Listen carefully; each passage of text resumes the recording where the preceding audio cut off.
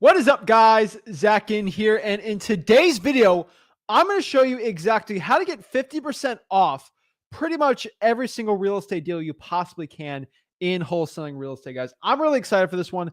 I'm going to share everything you need to know about wholesaling real estate when it comes to getting the best prices ever. I'm telling you guys, if you have any struggles right now with this in your business, this is going to be the thing for you. So let's check the audio is all good. Make sure we're all good. Audio is looking really clean. So we're excited, guys.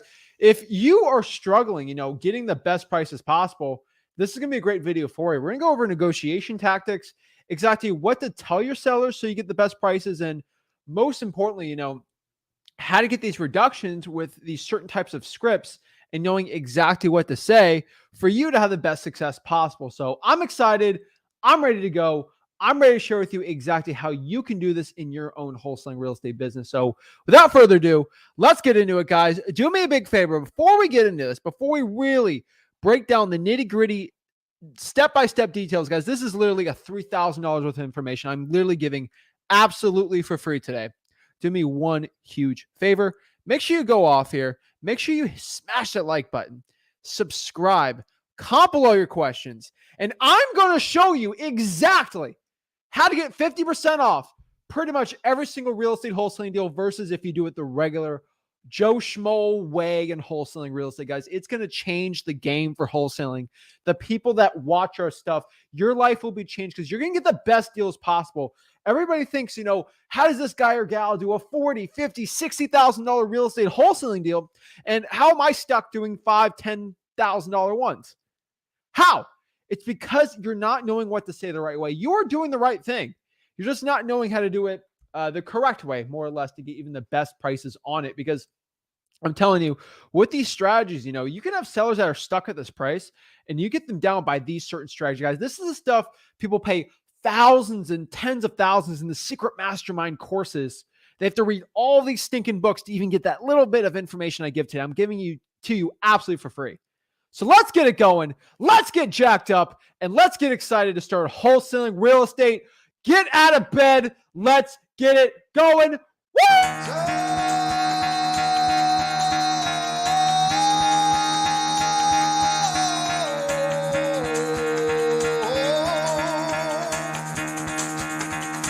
Get the fuck out of bed, bitch. Go.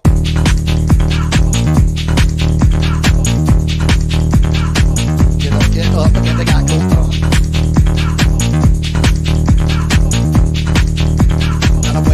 Time to wake up, bitch. Get up. Get up. Get up.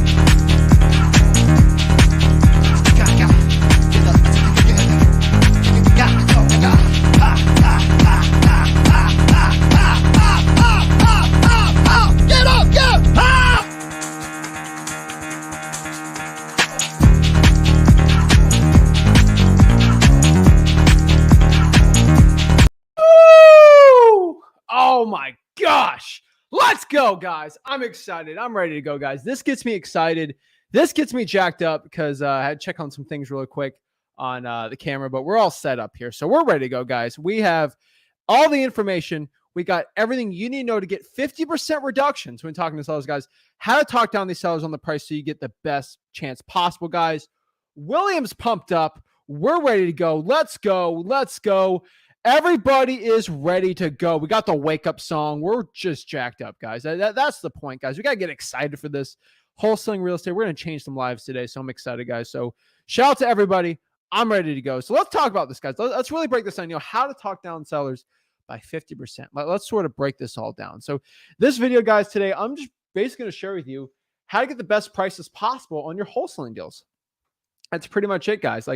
I think a lot of people really complicate this process, and it really shouldn't be that complicated, guys.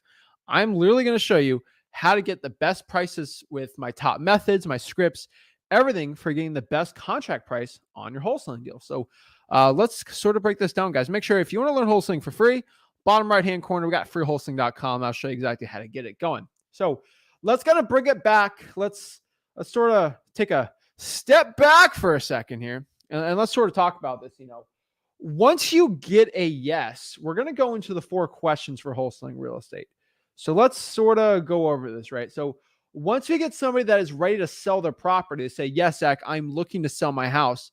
This is when we start to get into some conversations with the sellers, right? This is when we start getting a little better with it. We start having some convos. We go into the closing part to get the best leads and the best actual closing price. So what do we do? So once you get that yes, hey, I'm looking to sell my house, we got to get into the situation. So before getting those really, really good prices, the best prices possible, we really want to start asking them the questions. So these are 4 questions. Whenever somebody says they're ready to sell the property, they want to sell it, they're interested in selling it, we got to ask them these 4 questions for the best success. So let's break it down.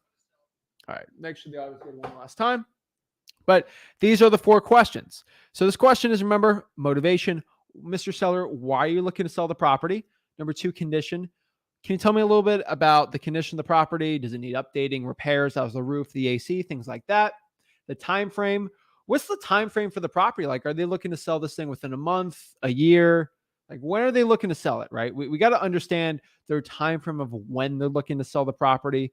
So motivation's why they're looking to sell the property. Time frame is when they're looking to sell the property. And last is price, is how much they're looking to sell the property for. So we got to understand these 4 things, guys. We're banking on this stuff because you don't understand somebody why they want to sell it or why you're going to negotiate with them if you don't overall know exactly pretty much the motivation, condition, time frame, price on it, guys. You have to be asking these questions. It's going to be key for your success. So let's talk about how to get the best prices on these deals, right? Let's talk about this. Just understand, guys, this will help you build rapport and have the seller know that you understand them. That's one thing I think is really important. I think a lot of wholesalers out here, they fail to mention this, and it drives me crazy sometimes that they do, but it is absolutely true that sometimes in wholesaling, it's not about asking the question that's going to like change everything.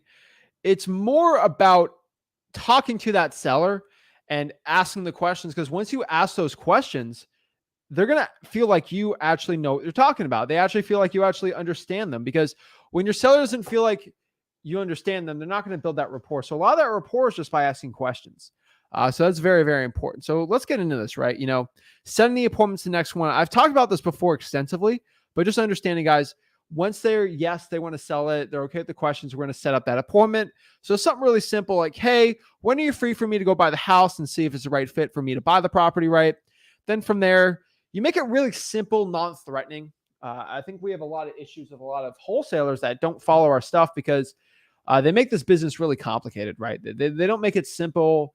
They're very threatening, like a used car salesperson. And we don't like that, okay? Like, I've never found the best success with that. I just never have. So I'm not a big proponent on that.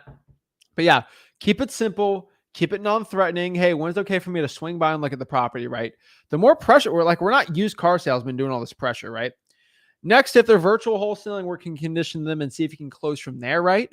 But what is conditioning the seller, right? So what is conditioning? So conditioning the seller, it really comes back to us having the best chance of closing that deal, right? So if like you're playing, a sport or something, it's like you got to put the ball in the best player's hands, right? Like if you want something to be done, you got to go to the person that can actually get it asked.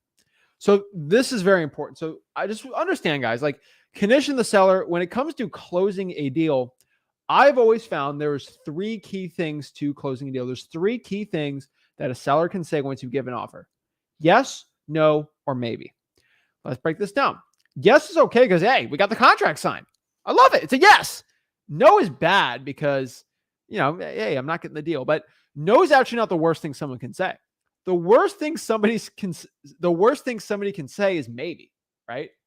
And I think it's pretty funny, but it's absolutely true. It's like if you ask somebody out to prom, and I remember people used to say, oh, what's the worst they say is no? I'm like, no, the worst thing they can say is ew. All right. So it's like, there's actually worse things than no. And the equivalent to that in wholesaling is when somebody says maybe, because time kills all deals. For you to destroy your chance of getting a deal, just give it time. Say, don't make a decision, just wait on it, think about it, and then you're not going to get the deal. They're going to go somebody else, right? So just to understand, in wholesaling real estate, you do not want that. That is not going to be your best chance for success. You're going to have to condition the seller. The reason why I'm so adamant about this, why I always explain this so many times, is because when you condition the seller, you can make them pretty much give you a yes or no decision. Yes, fine. No is fine. You want a final. You want a one or two. Okay. Like you want them to say, yes, I'm looking to sell the property, or no, no. No, I'm saying no to that. Or your counter offer, they say no to that. Because if you get a maybe, the deal's going to be a no. Like it's going to be it's basically a no. And that maybe you don't have to deal with that if you do the condition the seller, because you can turn those maybes into yeses, get you more deals. So that's called conditioning the seller. So how do you do it? You call basically one day before the appointment, right? And before that appointment, you basically explain, hey, Mr. Seller, before I go and see you, I don't want to waste your time or my time. Are you ready to make a yes or no decision on selling the property when I come over tomorrow? I usually look at the house and make my decision right there. I don't play games, and I keep it pretty simple, guys. That's kind of the script way of it. I say it very similar. Hey, Mr. Seller, I don't want to waste your time or my time. Just making sure before I go by the property, are you ready to make a yes or no decision on selling the property?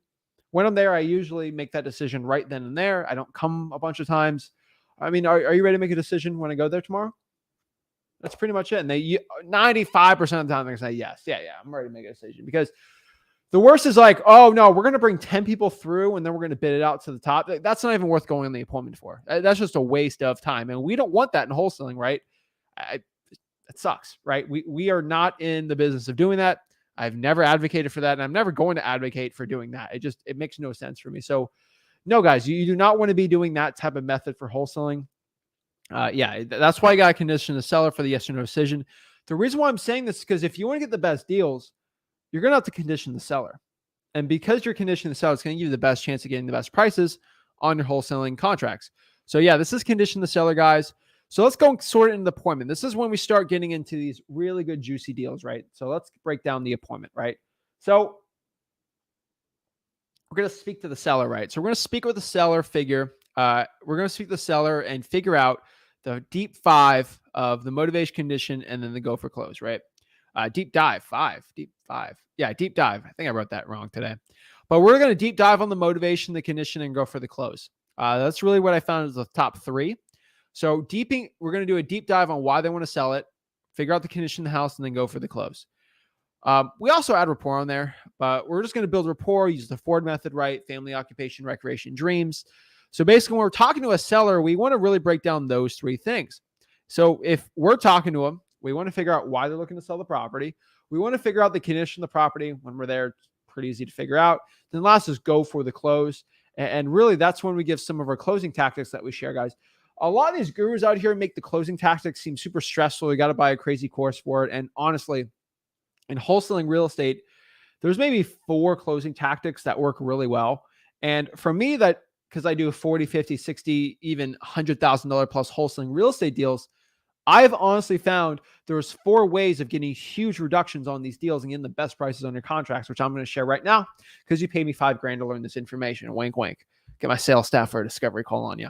But yeah, we build a rapport, right? If you don't know what questions to ask to build a rapport in an appointment, just think of Ford. That's always what I do. Family, occupation, recreation, dreams. Talk about their family. Talk about what they do for a living, what they like to do for fun. So families, hey, is those your grandkids in the thing on the picture? You talk about that. Occupation, what do you do for a living? What do you used to do for a living? Basically, recreation's like, hey, is that a golf ball? Do you like golfing? Oh, I love this course. You just talk about, I don't know, Tiger Woods or something. I like talking about fishing. There's a lot of great fishermen, or like there's I don't know, a Miami Dolphins, maybe like a Miami Dolphins helmet on someone's desk or something, and you can talk about that, right? And then dreams, like what are they looking to do in the future? Like I'm not what are your dreams and stuff, but I'm not that into that. But I can tell you right now, that's going to be your best bet, right? And just think, guys, of when you're talking to the seller and you go for the close, then you sort of have to say your lines in your negotiations. And this is when everybody tenses up and they get super stressed because it's like, it's time to close the deal. It's time to get ready. It's time to go. And this is when people really start clamming up and getting stressed out. And honestly, and comes from, I'm not calling it arrogance, but like I have done so many of these closings and just closed so many sellers. It's just like, it's kind of nothing to me, right? And I'm not calling myself like the expert per se on everything when it comes to that, but pretty much when I talk to a seller, like the worst they're going to say is no, or pretty much a no, because they might curse me out or something. But like I've been there, done that. And a lot of nervousness I've seen is just from fear of maybe screwing up, fear of this might not happen well. And really, that fear should go away if you understand what you're doing. And if I understand the worst that's going to happen, someone's going to say no, and curse me out, kick me out of the house. But like that's worst case scenario. I'm not really fearing too much, And hey, if the offer doesn't work for them, I'm just going to walk away, and that's fine, right? Like it's not the end of the world. And I think when a lot of people start getting more experience with it, they start practicing their closing lines, knowing what to say, having confidence with it, a conviction of what they're actually saying, and a conviction in their soul of what they're offering. It's going to help you a lot more. And so this is where we're going to get into the closing lines and negotiations. Now, guys, you do not have to, honestly, like you do not have to master everything. Okay. I'm telling you right now, so many wholesalers right now that they just feel like they have to master this in one day. And it's crazy, but like so many people feel like they have to master every single aspect in wholesaling starting out, and you don't, right? I could tell you is I have done so many stinking wholesaling deals that like I have all the confidence and the experience in the world. But the one thing you can do is having confidence is just having that experience. And you don't need to have experience too much of just like going out there and doing it, but like experience practicing, right? And we can talk about practice, Allen Iverson type style, but like practicing helps a lot too. So why am I so good at doing these closing lines? Because I've practiced on these thousands of times, and I've done it hundreds of times on in person with appointments, right? And just personally myself without even acquisitions team. So I tell you, closing lines and negotiations, this is simple stuff, guys. So I want to ask you guys a couple questions here. And this is a question I think you guys should understand and ask yourself. And I'm going to give you a couple pauses to sort of answer this question for you. But guys, remember, guys, this is thousands of dollars of mentorship and information I'm giving out for free that I could sell a ton of money for. But understand this. Do you know your seller's real bottom line price? I want to ask that question right now. Like, truthfully, think about this when you're on the appointment. Do you know the real, like in their head right now, their actual bottom price that they'll take if you say everything correctly? Do you know that? I want someone to answer that in the comments really quick. Do you know what the seller's real bottom line price is? Like, do you actually know the bottom they're going to do it? This is going to be an interesting one because I think some people think yes, some people no, but Jonathan's got it right. No, okay? You don't. I want to make this very clear. You do not know the bottom line price of where the seller is. You have no idea, okay? Even today, I have no idea if I get a seller. I might be the best closer in the world. I have zero idea how much that seller wants to sell that deal for. I have no idea. I literally have zero idea. So now we kind of got that our little egos out of the way here that like you guys, we don't know everything. Okay. We don't know. We have no idea what the seller's bottom line price is going to be. So it makes no sense for me to offer something if I don't even know what their bottom line price is going to be because I could screw up there, right? We do not know. So just to understand this, since we do not know what their bottom line price is and we give an offer, once you give an offer, guys, you can always go up in price, but never go down in price. And when we get into doing really big deals and getting good margins, this is very important, guys. So once we give that offer out, we lose a lot of leverage because we can never go down on that price. If I offer you 100K, I'm not going to lock it up for 90. Okay. It's impossible because I already offered it. You already gave up your leverage. Maybe their lowest was 80, but I offered 100. I'm never going back down. And that seller will never tell you 80 was the real price. They'll never say it. 0% chance. Okay. We don't know. And it's crazy. It's true, but you're never going to know unless you actually ask for a point, right? You got to ask this stuff. And I want to make this really clear for a lot of people because I think there's a big misconception in this wholesaling industry and this business, but like the amount of work needed to do a $50,000 wholesaling real estate deal is the same exact work as doing a $10,000 wholesaling real estate deal. The money is made on two things in wholesaling, right? The contract price and how good of a cash buyer we have. And if cash buyers, you already have that down pat, it really comes down to negotiating. And most of these big deals comes down to the negotiation. A lot of cash buyers are going to come in at the same price for most deals, like within 10 or 15K. Usually nothing crazy stupid. 20 is the most. So the real X factor here is going to be this negotiation. And the point of getting 50% off the reduction off of what you think the thing's going to go for is being at that bottom line price, from the seller. That is going to be the key here for us doing huge wholesaling deals. All right. That is going to be the key. So the secret here that no guru or their mama or their broke other guru friend's going to tell you is to get big deals. You are going to have to be at the seller's real bottom line price. And I'm here to tell you a shocker. This is going to be a shocker for you.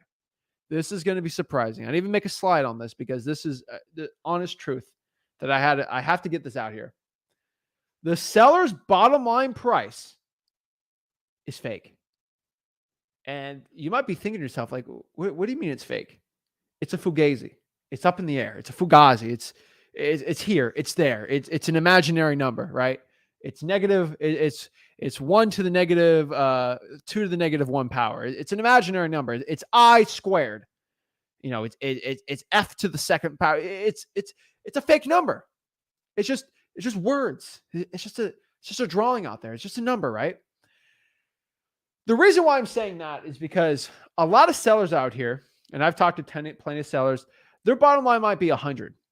Okay. Their bottom line might be $100,000 right now because they think their house is perfect or something like that. If you could go to an appointment and show them something wrong with the house that they didn't know, it brings their bottom line down.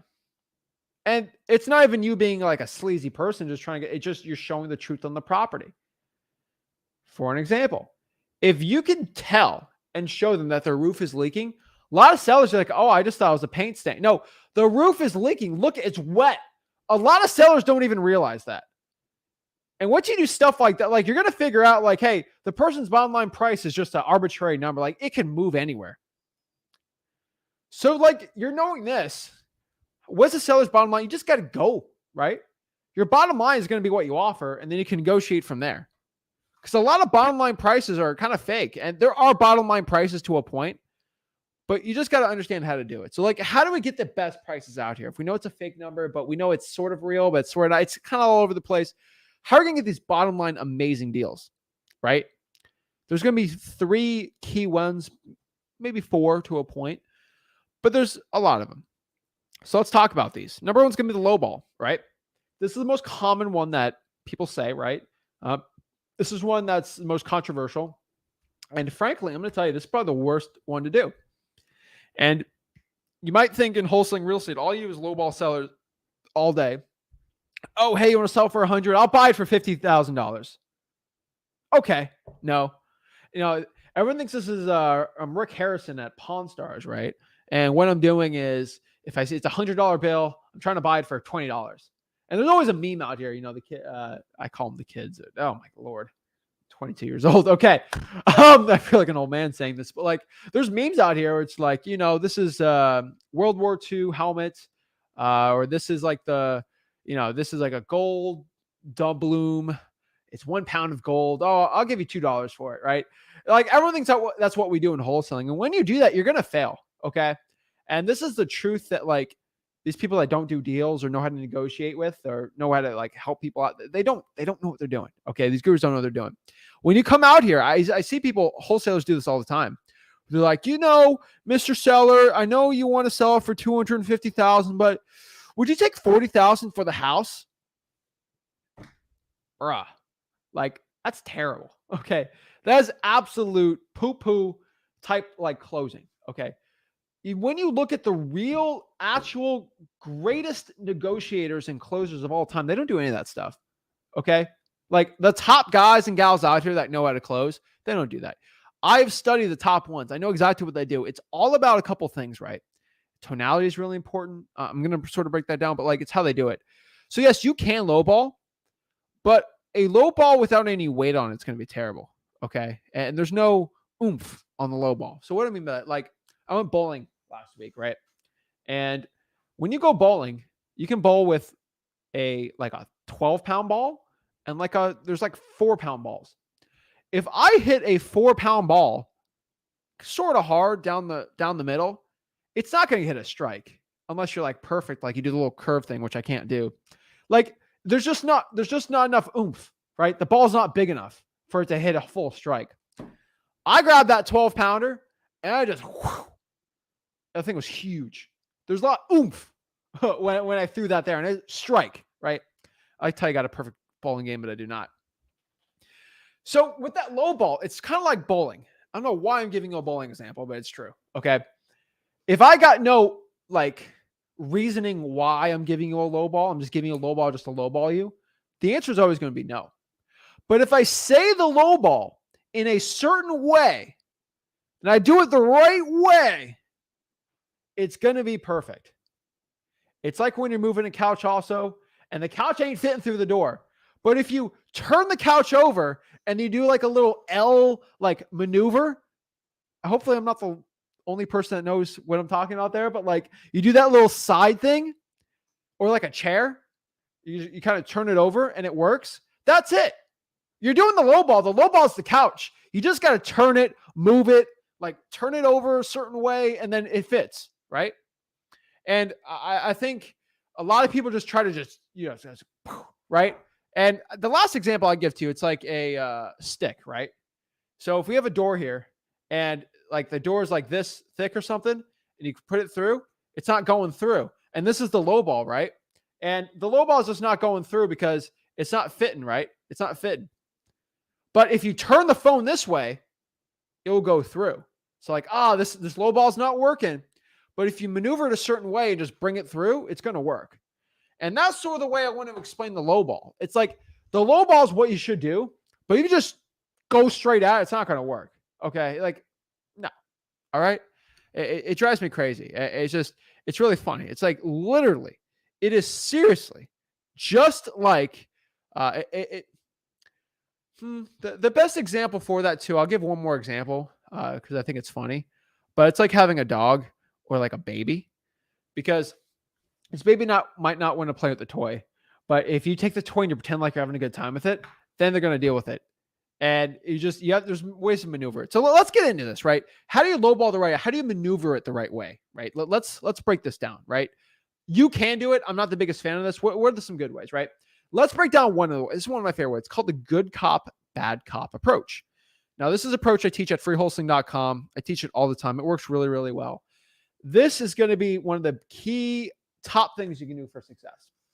Now, the good cop, bad cop is you're going to have a good cop and a bad cop. You know how the old detective shows are. Oh, Sonny, I'm here to help you out. Here's a coffee. Here's some food. Just tell me what's going on. I'm a good cop. And then you got Batman, who just takes your hand and then he starts beating you up and he's super mean. He's like, tell me why, blah, blah, blah. And that's the bad cop. That's the mean guy. That guy's scaring you, right? And the good cop, bad cop says, oh, that guy's scary. I don't want that guy to come back in. Well, just tell me. He's just trying to be your friend. Sort of like that. Okay. One thing I can tell you is the good cop, bad cop. The way it really works, the way you should approach the situation is, hey, Mr. Seller, I want to buy your property. Mr. Seller, I was talking to my partner, Rick, and I know you're looking to sell the house for $200,000, but he was looking at it. I told him about the roof, and he was sort of closer at $140,000 for the house. You see, I'm not I say that and then I just go blank. I don't say a word. I got for the house. I don't say a word until I get the reaction. The reason why the good cop, bad cop approach works so well, guys, is because you didn't offer that. You didn't offer 140. Hey, I didn't do it. The bad cop never even offered 140. You just mentioned the price 140 and seeing their reaction. It's sort of like offering it, but not offering it, right? It's like saying, I have a friend and he said this, and it's kind of funny, but that's the best example for it, right? And you just see the reaction to that 140, right? And I've always found when you did this, you're going to say, oh, I can't do 140. That's ridiculous. That's a ridiculous. I'm never going to do 140. Hey, trust me. Rick's crazy. He wants to buy these houses for the lowest price possible. He is ridiculous. Okay. Like, trust me, if he could buy $100 bill for $4, that's what he'd do. Okay. If he could buy this house for $1,000, that's what he's going to do. He's crazy. He's a lunatic. He's the bad cop, right? Guess what you do? Hey, I'm more reasonable. Hey, let's get something that works for you. What works for you? Because obviously Rick's not going to let me buy this thing for 200. Okay. He's just too cheap. He just wants to buy this thing, but like, I'm reasonable, right? I'm kind of the guy that like shakes him and says, hey, come on. Okay. Let me be the good cop, the nice guy. What works for you? I can't do 140. Well, you know what? I mean, if he's at 140, I mean, you take 160, just meet me in the middle. I mean, that makes sense, right? That does make sense. He's at that crazy price. I'm at that. Let's compromise. Yeah, that works. Right? And maybe the seller's lowest price was 180, but you got 170 because it makes sense. It was reasonable to meet in the middle, even though that was so low that it brought him past the lowest point. Boom. Right? This strategy is insane. No guru talks about it because no guru actually knows how to do $50,000, $67,000, $80,000 deals. They don't show the checks. They don't show the HUDs. They don't do it except for me and Rick. You know why? There's some guys that do it, but they don't share the strategy. They keep it hidden in the little course, guys. I share all this information to you because I'm telling you guys, this strategy has been used by law enforcement people for centuries because it works. Okay. And it works by the best negotiators, guys. You don't have to read all these books. I'm just giving it to the information right now. This is what works. This is how you make a ton of money. This is how you do it. Okay. This is the secret, guys. This is the secret for wholesaling success. People don't want to give you this information. These gurus fight me tooth and nail so you don't get this information. They want to charge or find $10,000 courses. I give it to you right now. Okay. I don't know how more clear I can be to you this right now. You have to be implementing this strategy. This is a way to go around the low. It's technically lowballing, but you're not lowballing. Okay. And it's such a powerful strategy. It just, in the right hands, it can be absolutely disgusting. Okay. It drives me crazy, but like the key to success here is just doing stuff like that. And I know the way I said it, it sounds so easy out of my mouth, right? It's so simple the way I say it. I promise you, it does take time. It's like watching Ronaldo or Messi, like just shoot the ball. Like once they kick it, it seems so easy. Like, the way they kick it's so simple.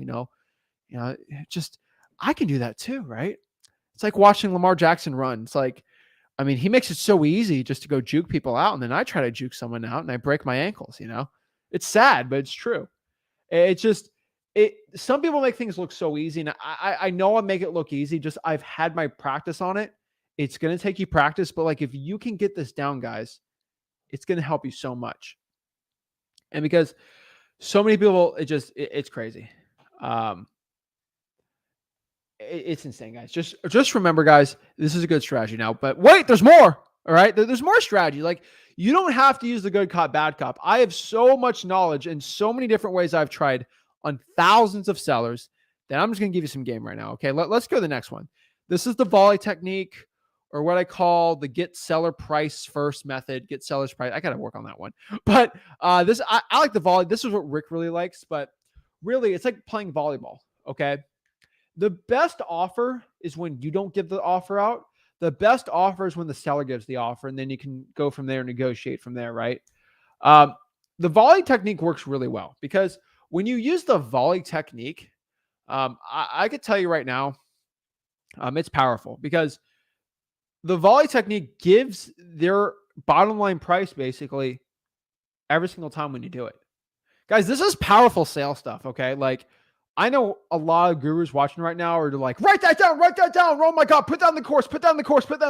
Like they're doing this right now, okay? They got pen to paper. They're writing it out. This is why I make it live. So you guys that know that like I've given this information for years now on this channel. And I'm just saying this again, guys. I'm saying this for years. But what I could tell you is I've studied the greatest negotiators, the greatest real estate people, the greatest salespeople outside of real estate. They use these tactics for centuries. Okay. I'm giving you the secret The secret, I don't know, it's like one of those like karate movies, like the secrets from from the Shiloh Mountains. And I'm just doing the secrets that have been sold for thousands of years, and I'm giving it to you. And we open up the book, and it's like all these ancient like karate techniques, like those movies, right? It's like that, guys. I have gone throughout the entire world and seen the best negotiators, and I've used it in my own wholesaling real estate business, and it's changed.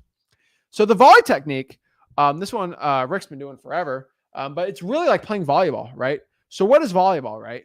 I got the volleyball. Oh, boom, I get it. And then it comes back to me. They hit it. It comes back. It's called volleying. That's what volley technique comes from, right?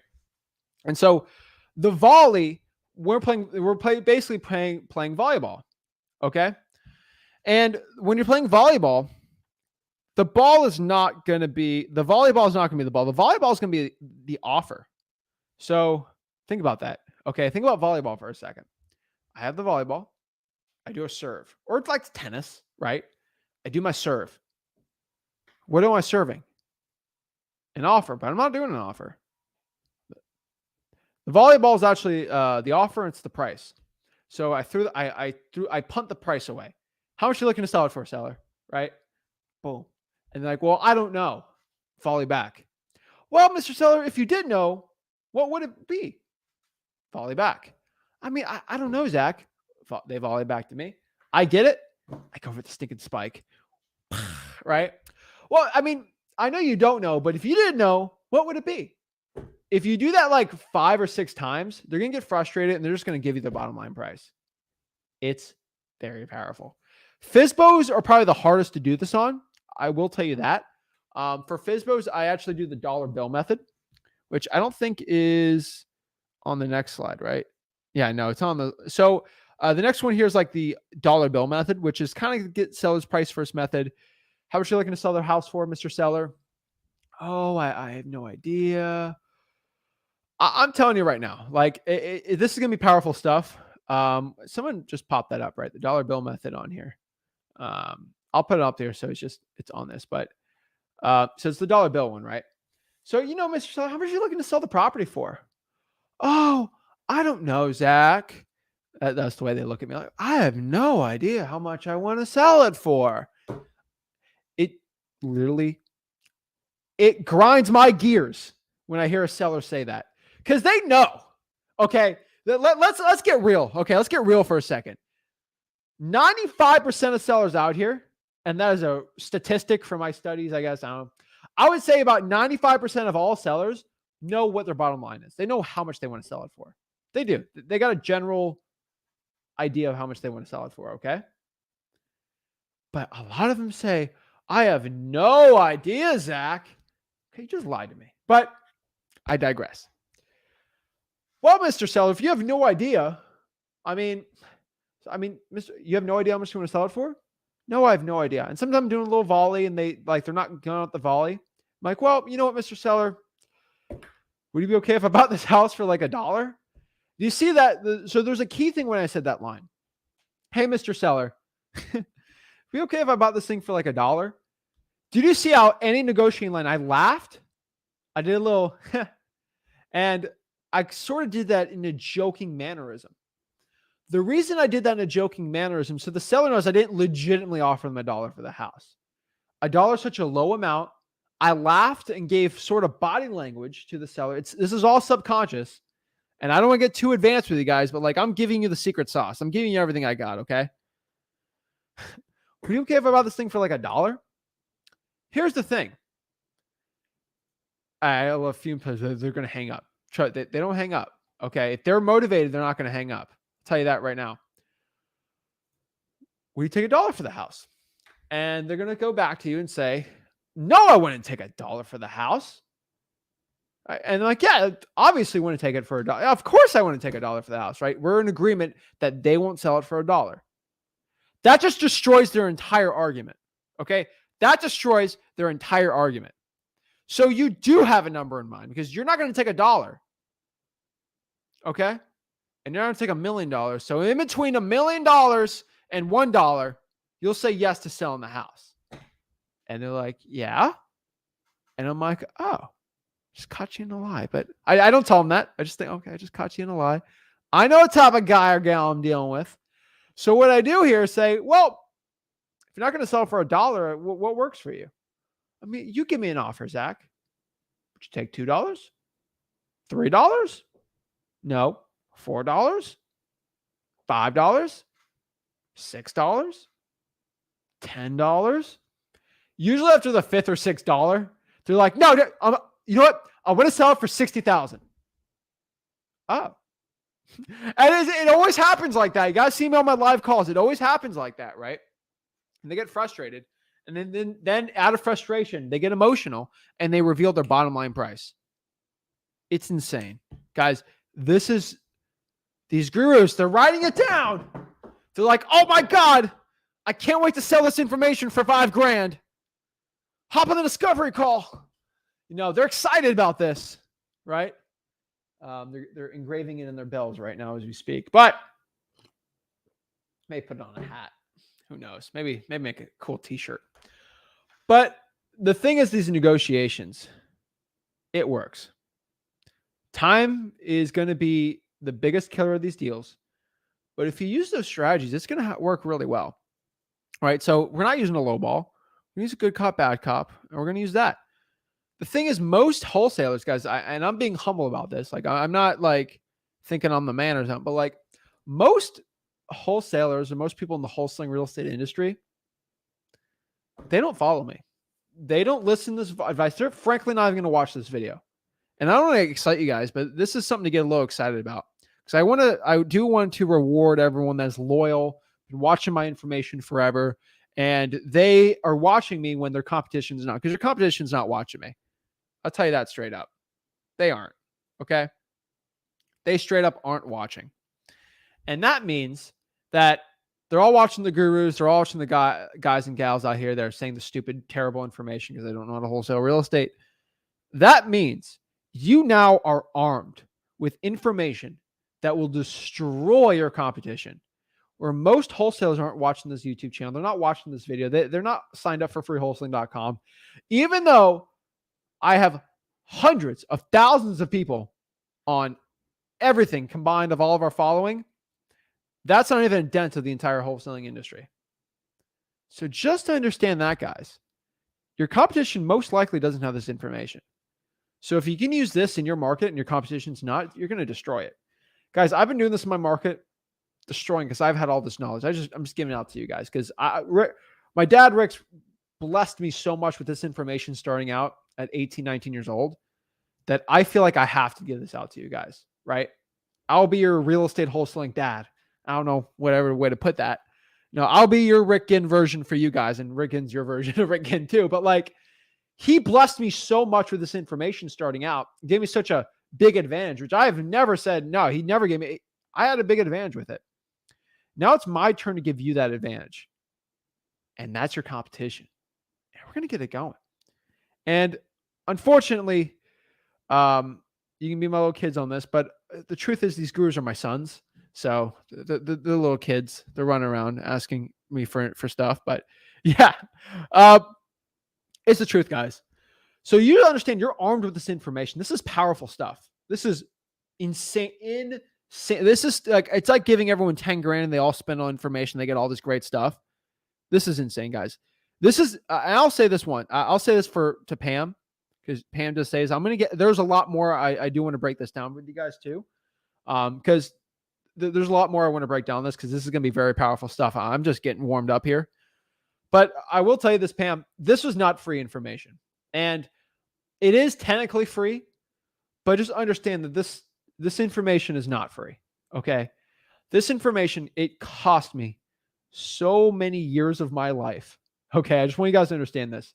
20 years of Rick's life, 5+ years of my life, so many no's, so many struggles, so many failed closings of me trying to close a seller, of me finally getting things right. So much money I lost trying to figure out how to get the right negotiations with potential deals lost, that I finally developed exactly what to say the right way. So this information cost millions to develop for you guys, millions of dollars. years off of my life, years off Rick's, 20 plus years for him, 5 plus years for me, 25 years, all this information, all this hard work, all this cold calling, me talking to sellers, knowing exactly how to get the right way. Guys, this information was not free. It took a lot, so much, more than most are willing to give to wholesaling. But I feel like it was so valuable to give to everybody. So I just want you guys to understand this. This costs millions for this information. So don't act like this is some free little things that's just given away. This is everything I have. And I give everything to this industry. I give everything to wholesaling. So just understand, like, this information is powerful. This information can give you richer than you could ever imagine over your wildest dreams if you do it. Like it happened for me. It can happen for you too. But you're going to have to use these strategies the right way. So how are you going to use these strategies to make millions, right? Let's talk about this, okay? Let's really get some more information here, okay? Let's go over some objections. We're going to get some objections when we're talking to sellers. We're going to get some objections when we give offers sometimes. We're going to get some objections out here. And it's like boxing, right? When you're boxing, you're going to get punched. There's no ifs, ands, or what's about it. Even Floyd Mayweather, one of the greatest boxers and greatest defensive boxers of all time, he got punched in the face a couple times, right? It's how you deal with the punches, all right? It's like life. And I'll say this straight up with you guys too. This is just a personal thing. Not personal, but like this is for any human beings, right? In life, there's always going to be pain, right? You're always going to go through a hardship, right? Even the richest, most privileged people in the world, they all go through hardship, right? And it's how you deal with it. It's going to define you. And this is going to be very important. The same exact thing with life, right? You're going to get hit hard in life. There's going to be moments in your life that are going to be insane struggles. Stuff I would never wish on anybody that I've had to go through, people have had to go through. And I'm not saying my life's the worst ever, but like people, trust me, there's people on the stream that know what I'm talking about, right? There are struggles in life. And if you haven't gone through any struggles in your life, you're too young, okay? It's the same thing with wholesaling real estate when it comes to negotiating. It's how you deal with those moments when everything's behind your back, and the world's against you. How do you deal with that? How do you deal with the hardest things that can ever happen to you? How do you deal with those moments? And how you react is going to be more important than what happens to you. And of course, what happens to you can't be undone, stuff like that. But it's how you react to it is going to be very important of what your future is going to entail. So how you deal with your objections are going to happen. If you don't have any objections, you have not wholesaled enough. You have not made millions. You will have objections. I promise you that. Promise you. It's not about it's about how you deal with it. And it's going to be very important. So let's break this down. Let's break down some objections, right? So the biggest objections I get just in general conversations, so we know how to do this right. Number one, who are you? What do you want, right? What do you want? Who are you? What do you want to do with my property? Why are you looking to buy it? Hey, this is Zach. I'm looking to buy your property. So, I mean, what do you want to do with it? Hey, I don't know. I might want to buy this thing to rent it out. I might want to buy it. Me and my partner might want to renovate this property. I got to look inside of it and sort of see what's going on with it, right? I'm telling you guys, you're going to ask what you want to do. Use it with your cash partner, your cash buyer. It'll help you a lot more. The objections. Next is, Zach, your price is too low. I want more for the house. The only best way to do that is if you want more for the house, you should list it with a realtor. If it's a real motivated seller, it's actually going to be a really good wholesaling deal. They're never going to list with a realtor. So it's fine. I'm telling you right now, that's how you do it, okay? Next year, you seem very young to be buying houses. Woo-wee! As someone that started wholesaling at 17 years old for 5 years and counting, I have always said something about that. I've always been, you're even a little too young to be buying houses. And there's two things I've always said on this. So when I was 17, I said, does my age affect me buying the house if I have the cash right now to buy it? Will my age affect this at all?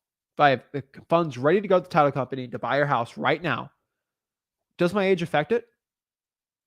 Does it matter if I'm 60, 40, 50? No.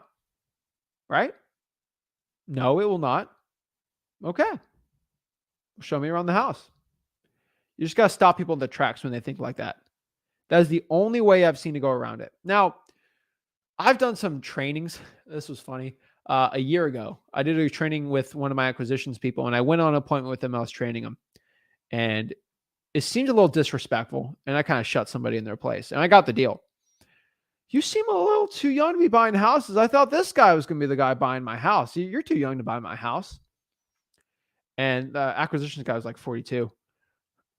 And I was like, huh. I was like, well, let me tell you this. I bought this house. I literally named 5 houses I've bought within a quarter-mile radius in the past year. 5 of them within 2 blocks of them. And that guy looked me up on his phone. I told him, look it up on your phone right now. He legit didn't believe me. So my name was signed on every single one of those deeds. And he shut up. He's like, well, you know what? You bought 5 houses like right by here. Okay, you can buy it. And that's just me recently, right? That's the only way I found to go around that. But hey guys, my name's on the deed. I literally signed it. I sign at my closing still, right? And that's it. 'Cause I'm not buying like 50 houses a month, right? I can go to a closing and do like 3 at a time, right? Like it's not that complicated. Okay, just sign. I'm very good at signing my name. So I get that a lot too, but it's how you answer it, right? Like people might feel devastated and someone says you seem too young to be buying houses. That doesn't affect you. Okay. That doesn't affect you. It's how you answer that that's going to affect it. And so if you stumble upon, oh, well, I'm young, you're done. Deal? Done. Okay. Deal's done. All right. That's not a deal. But if I answer it like, well, if I have the money right now to buy it, and I do, will this affect me buying the house? My age. Will my age affect me buying the house if I get the cash right now? No. That's it. Guys, pressure makes diamonds, guys. That's how you test if something's real. Just understand that. I'm not telling you to go through a bunch of pressure, but like, how are diamonds, the biggest, fattest diamonds out here, the coolest diamonds, how are they made? With pressure. And once a diamond is made, those things are almost indestructible. You cannot break it. Okay. You can put it under pressure. You can test it. You can do whatever you want to it. It ain't going to break that diamond. It's a diamond. A fake diamond's going to crush. Like a guru. You put a guru out here. They're Stracosian diamonds, fake diamonds, right? They're fat. They're sexy looking. They're big. But you put that little guru under pressure, stardust. All right. Guys, that's why I do my live cold calls. Like, you've seen me. I've been under pressure so many times. I don't crack. I'm a diamond. I've been through so much pressure, okay? I've done so many stinking deals, so many closings. You can put me under any pressure. I'm going to go through it. Because it's not zirconian. Yeah, zirconian. These gurus are zirconian diamonds. I should make a shirt or something like that. That'd be funny. But one thing I can tell you is once you go through that pressure, it's not because like I don't feel the pressure. Because trust me, if you're a diamond, you feel the pressure. You're just not going to crush under it, right? I can feel it. I'm not going to let it like stop me, right? And that's the way you got to look at it, right? So when I put under pressure, I know there's pressure, but I don't put the pressure because I've been in that situation so many times. I know exactly what to do. Okay. And that's the way you got to do it. So if someone's trying to punch you and they say, you know what, Zach, in the next minute, I'm going to wind up and I'm going to punch straight right now. I'm like, okay, that's an objection. You could let that person punch you in the face, or you could just dodge it with answering the objection. And they're telling you what it's going to be. You already know what to do, right? It's kind of funny. So just understand that, guys. Like it's ridiculous. Some of these objections are like ridiculous questions, but they get asked. So let's break down one of the most important points here. And this is a big realization, guys. It's taken me. This is a very expensive lesson. Very expensive. Millions of dollars learning this, guys. I have so many books.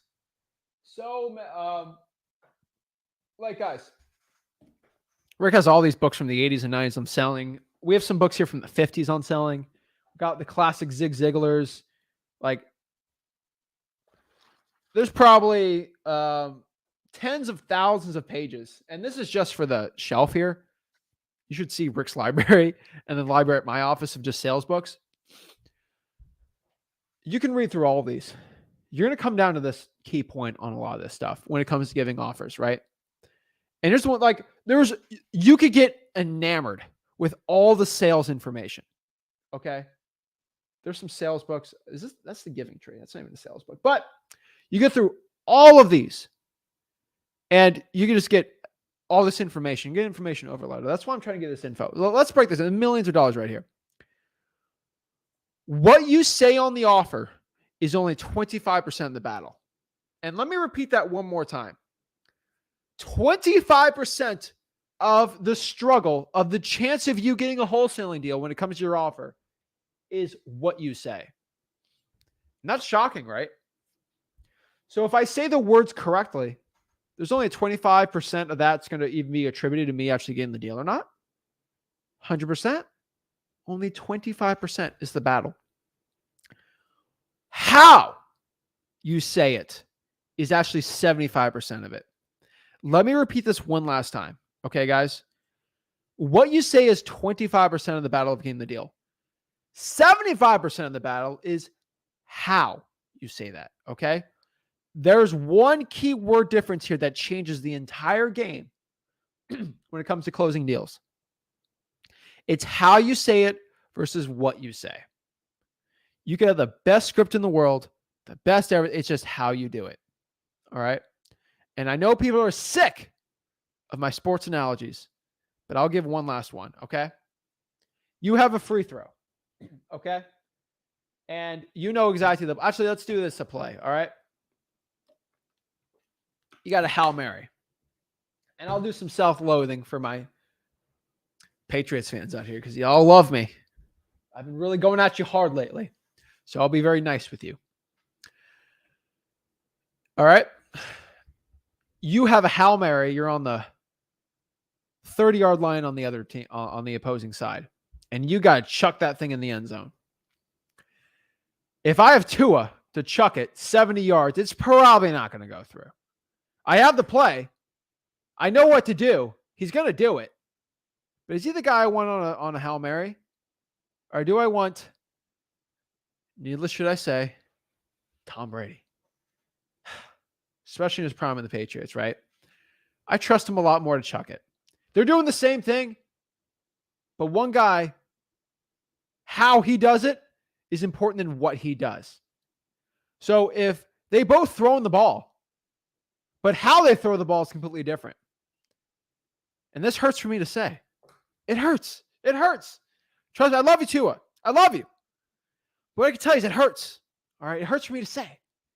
But it's true. We have Justin Herbert, which was a pick after the Dolphins. Chuck the ball 70 yards or Tua. I'm going to take Justin Herbert because how he does it is more important than what he did. Same exact thing for anything, guys.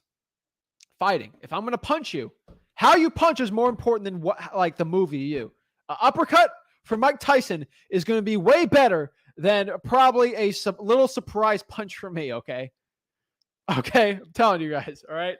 We are not that. I'm not that man, okay? So just understand that, guys, to a point, right?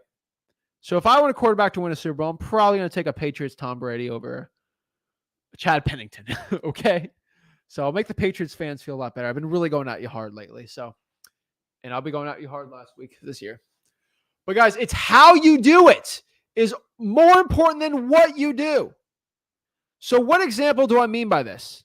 Okay? What do I mean by this?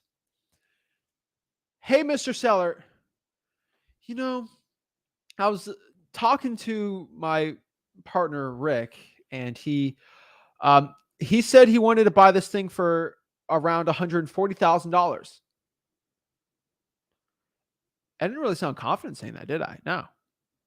Well, You know, it's like, well, no, I'm not doing 140. That's ridiculous. Well, you know, that's what he was at. I mean, what would you take 170 for it?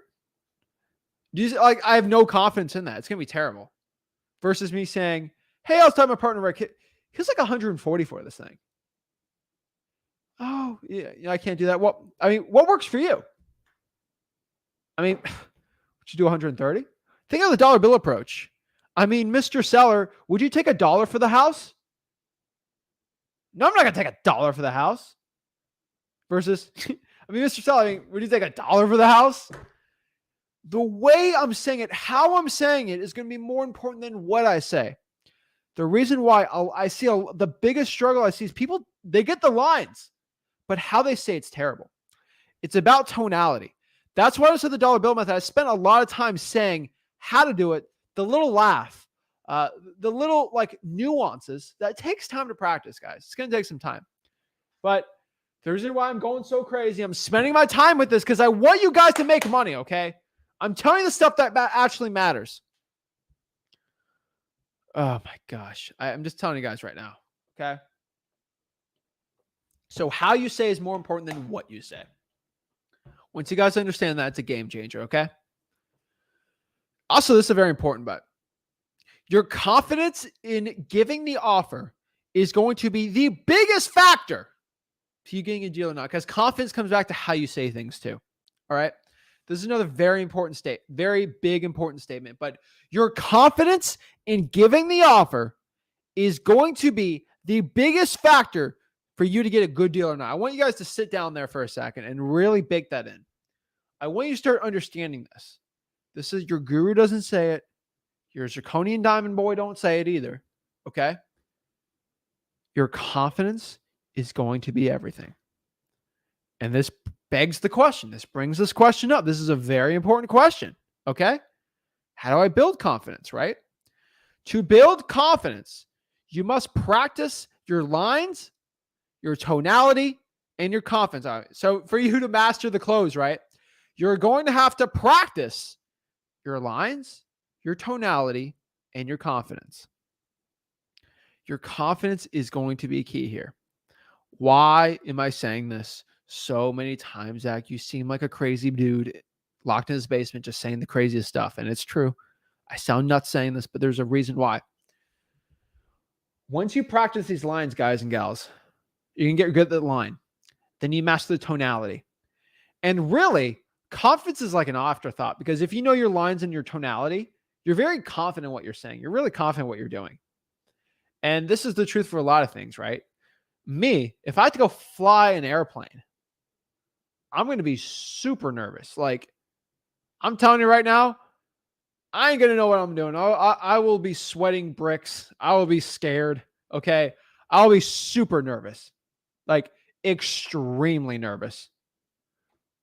But if I go into a flight simulator and I practice a flight simulator for 3 hours a day for a year straight, every single day, I might not be 100%, but I'm going to be pretty darn sure of what to do. Okay.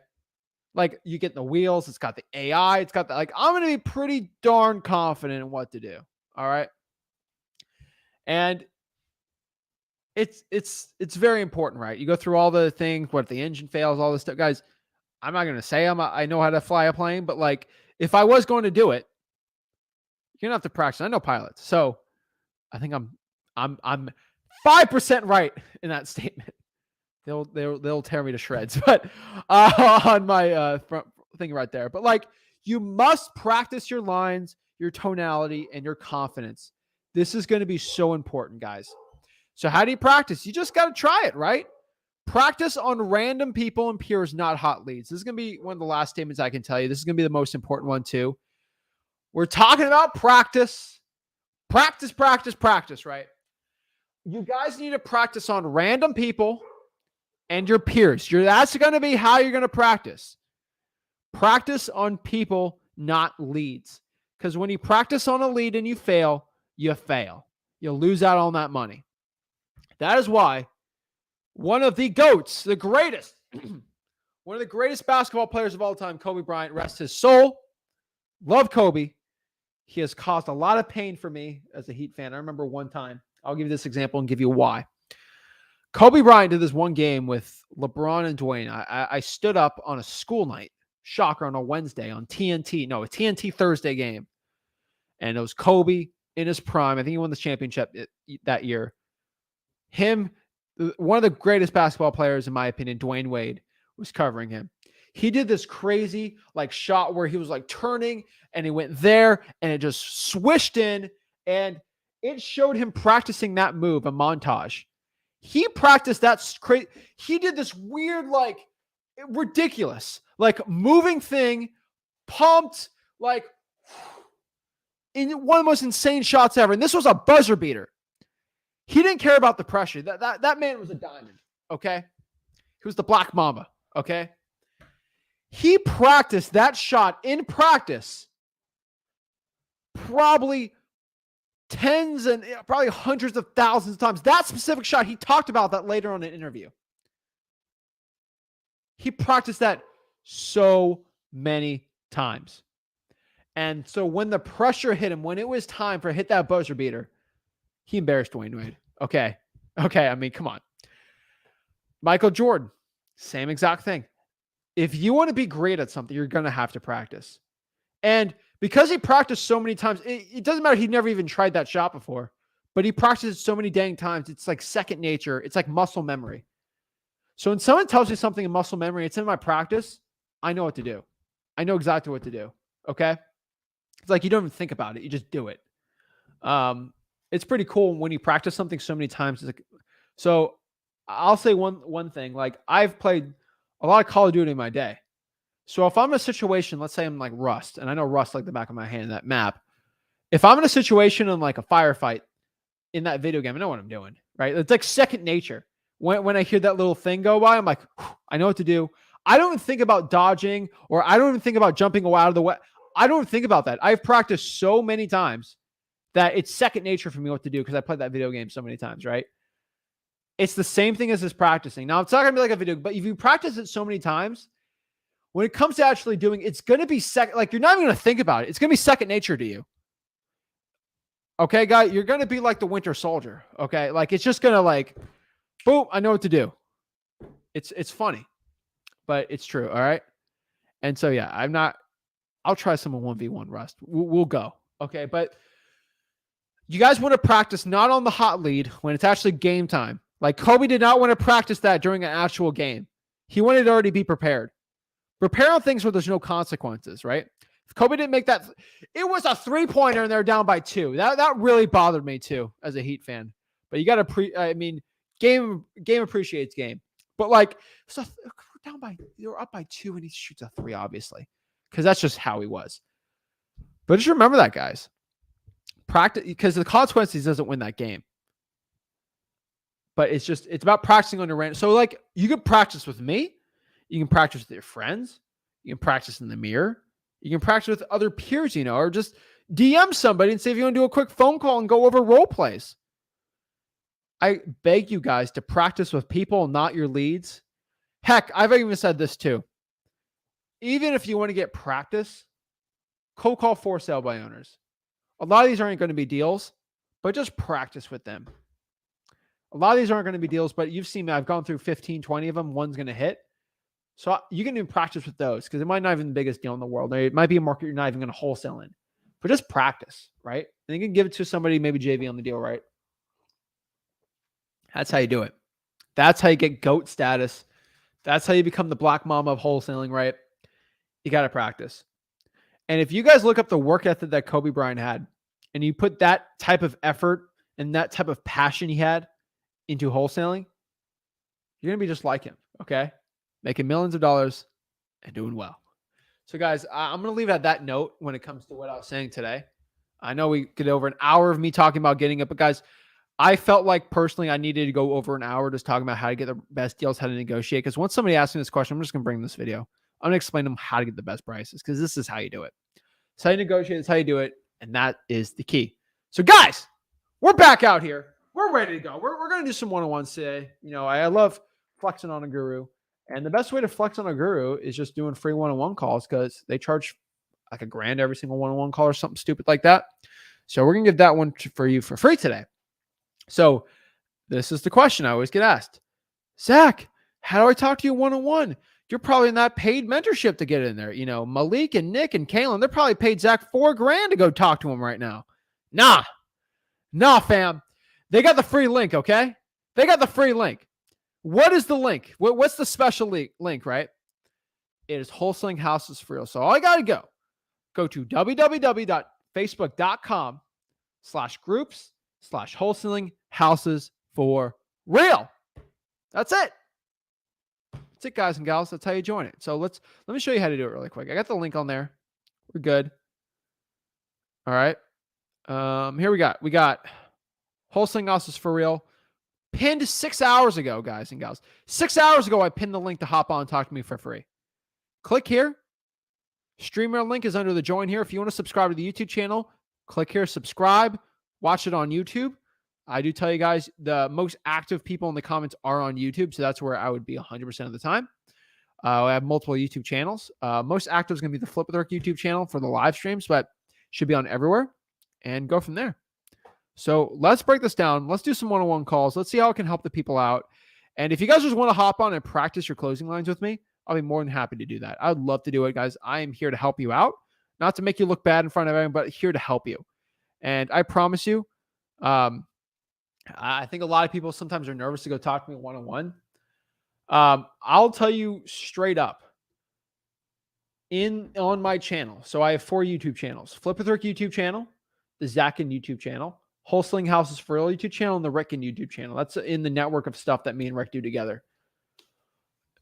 When it comes to me, my content, responding to people, even in my Facebook group, I can't control what other people do, but I can block them, delete bad stuff, which I always do.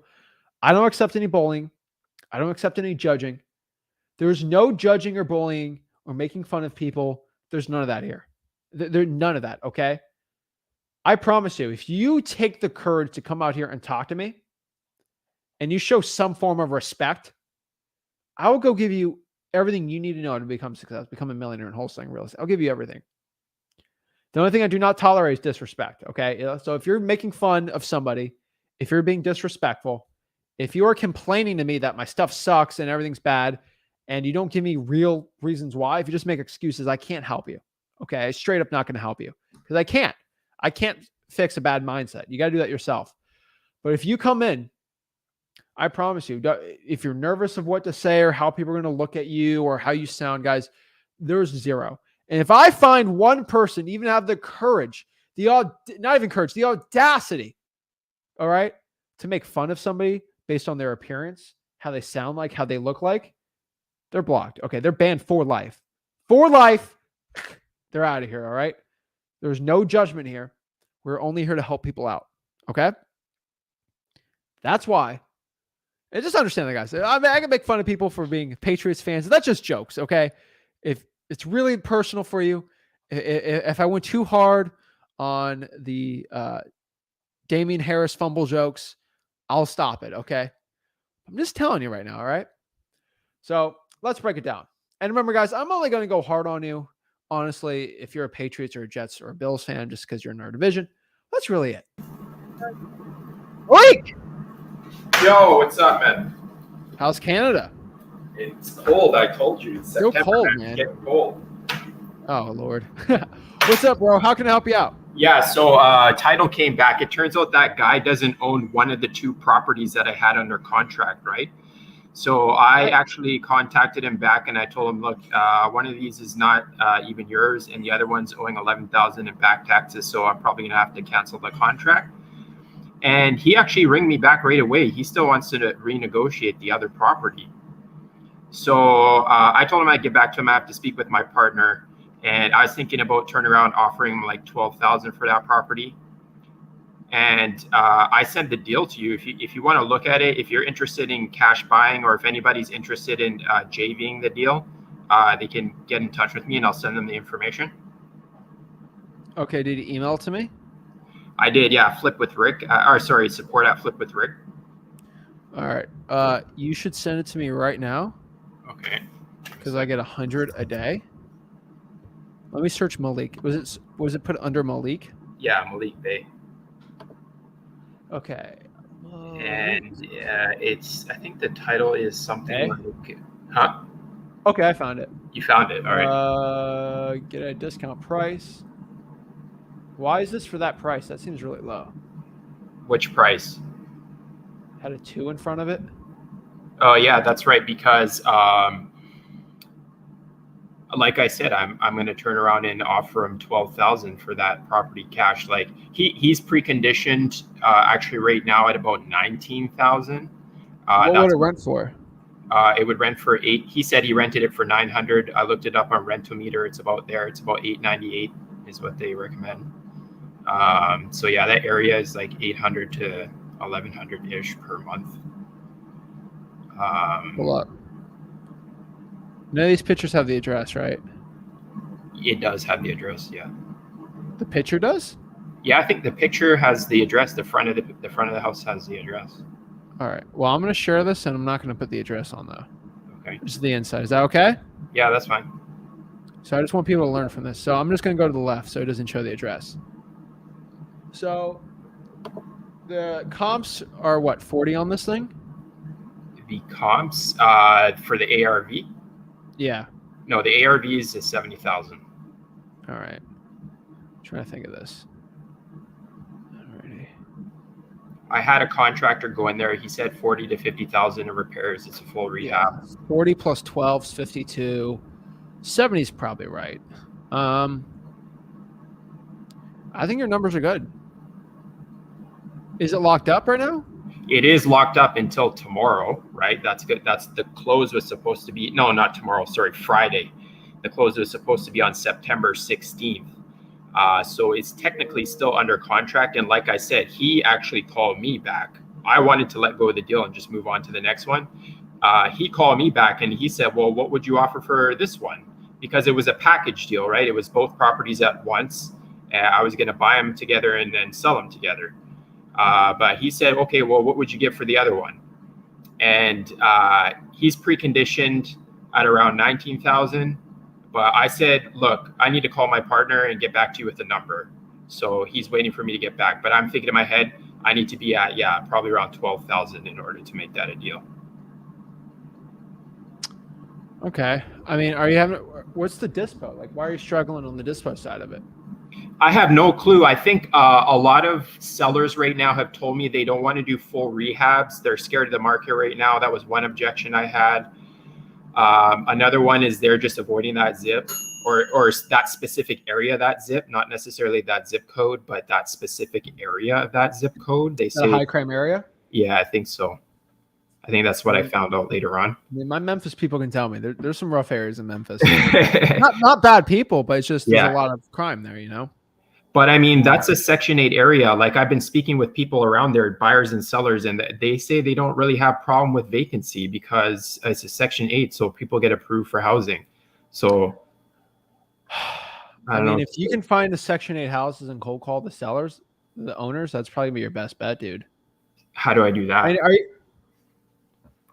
Well, you're gonna look up for rentals. Oh yeah, that's what I've been doing. Yeah, I've been so the four rentals. Landlords are saying no to you on this.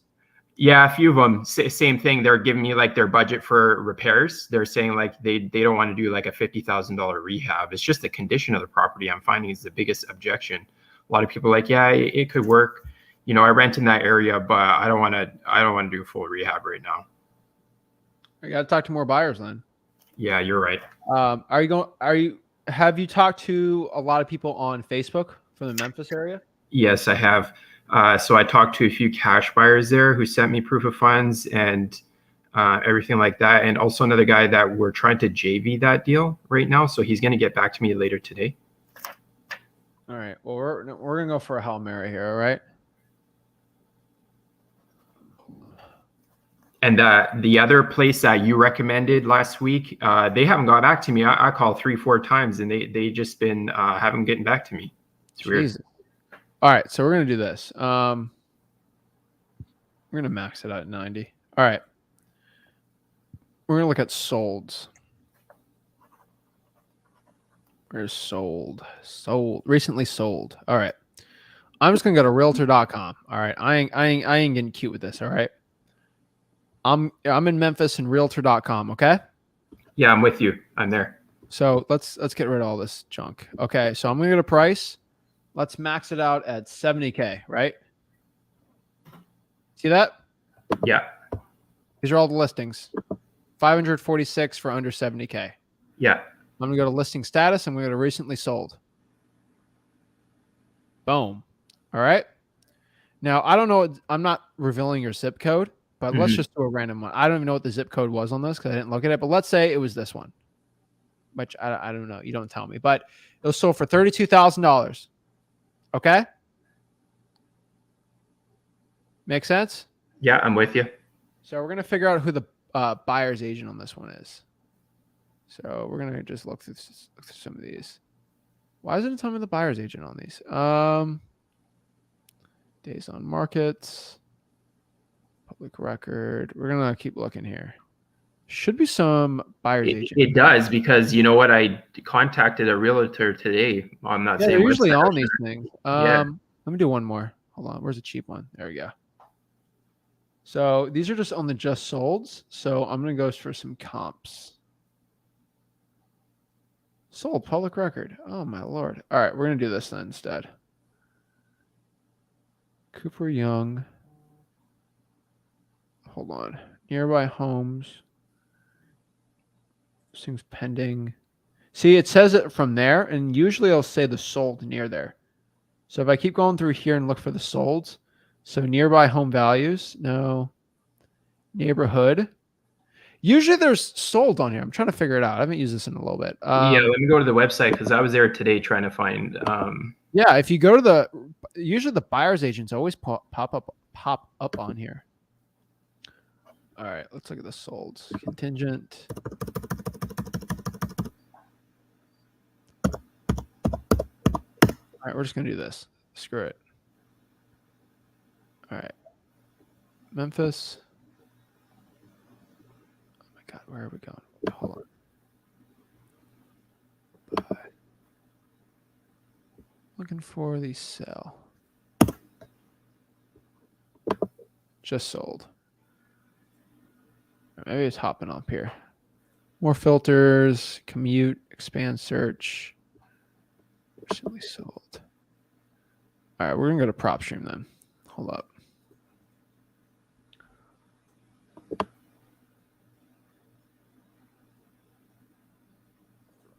Let's go to PropStream and check this out.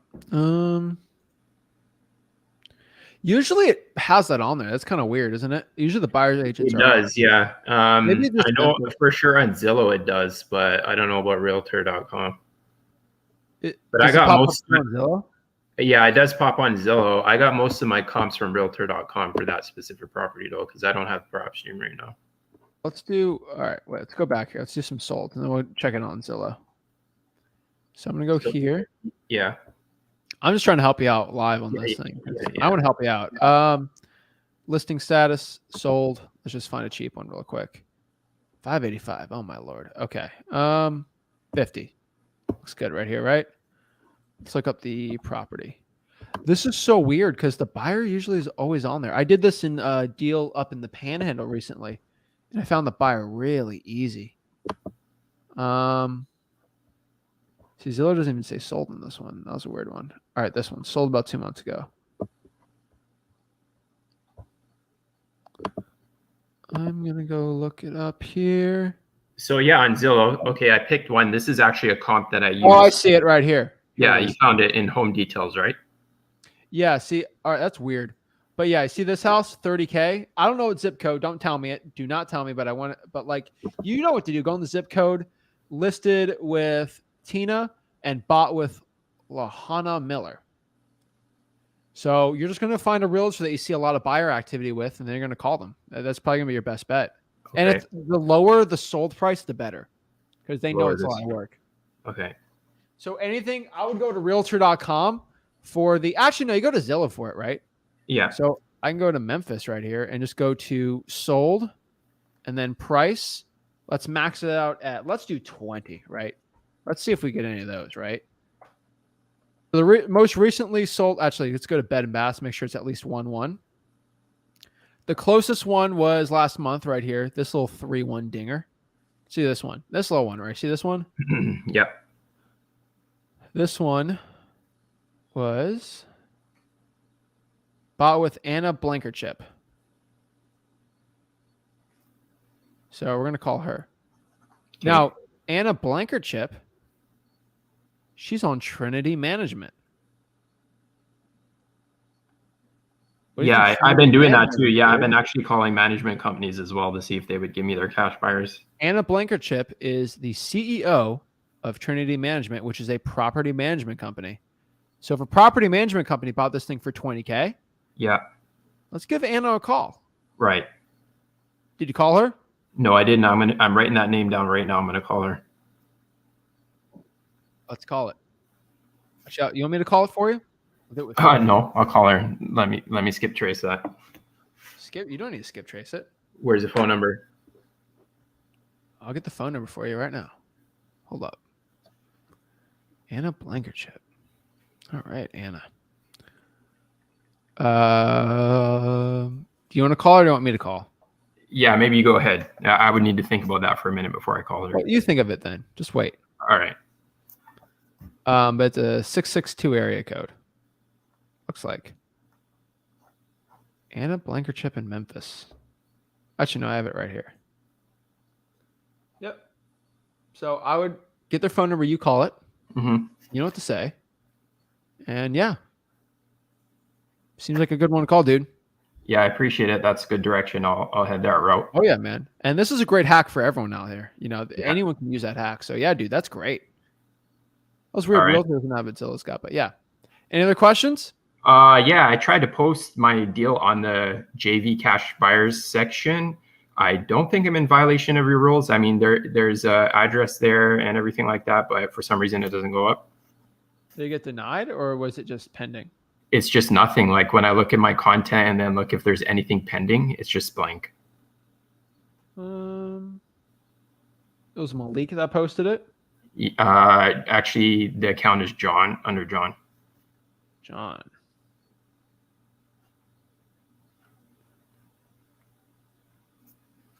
Let's see.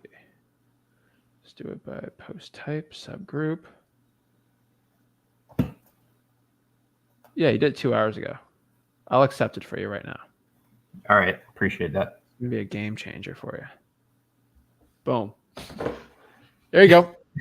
All right, man. Thanks for your help again. I hit that Anna Blankenship right away, and anybody else that's It's a lot more than that. But yeah, you got it, man. You did it. All right. Take care, bro. Take care, bro. Boom. Next one. Let's talk. Nick. All right. What's going on, Zach? Can you hear Appreciate me? the patience, man.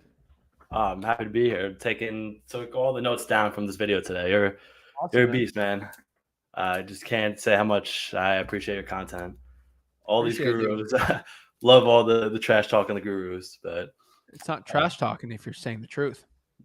fair point. Just saying facts. All right. What's up, man? How can I help you out? So just get started. I'm from Staten Island, New York. I do want to do driving for dollars, but I know that's NYC. Danger zone. Population's 500,000. ARV 738,000. So probably not a great market, right? No. I mean, you can if you really need to or want to, but I would probably say no. But you can try it out, right? Yeah. But right now I'm just doing virtual. Been taking so much of the content from freewholesaling.com. Doing Arkansas right now. I like it. I don't know if I could say the county. Yeah. But so I've been taking notes on the cold calling. I wanted a cold call today, but just analysis paralysis. Like I feel like I got to know like every single thing when it comes to like being prepared for. I got the objections list, but like knowing like not the legal stuff, but pretty much the whole process, which is gonna lead me to this question. So what should I do after I do like the first call? Because I know the cold call is not the closing call. That's just a setup for the follow-up. So after I do MCIP and end the cold call, how should I go about the process after that? Like if the seller is good with me, I did the report and everything. I mean, you kind of get off the phone and say, hey, I talked this over with my partner. It's okay if I call you back tomorrow, and then we can kind of figure out what we can do with the property.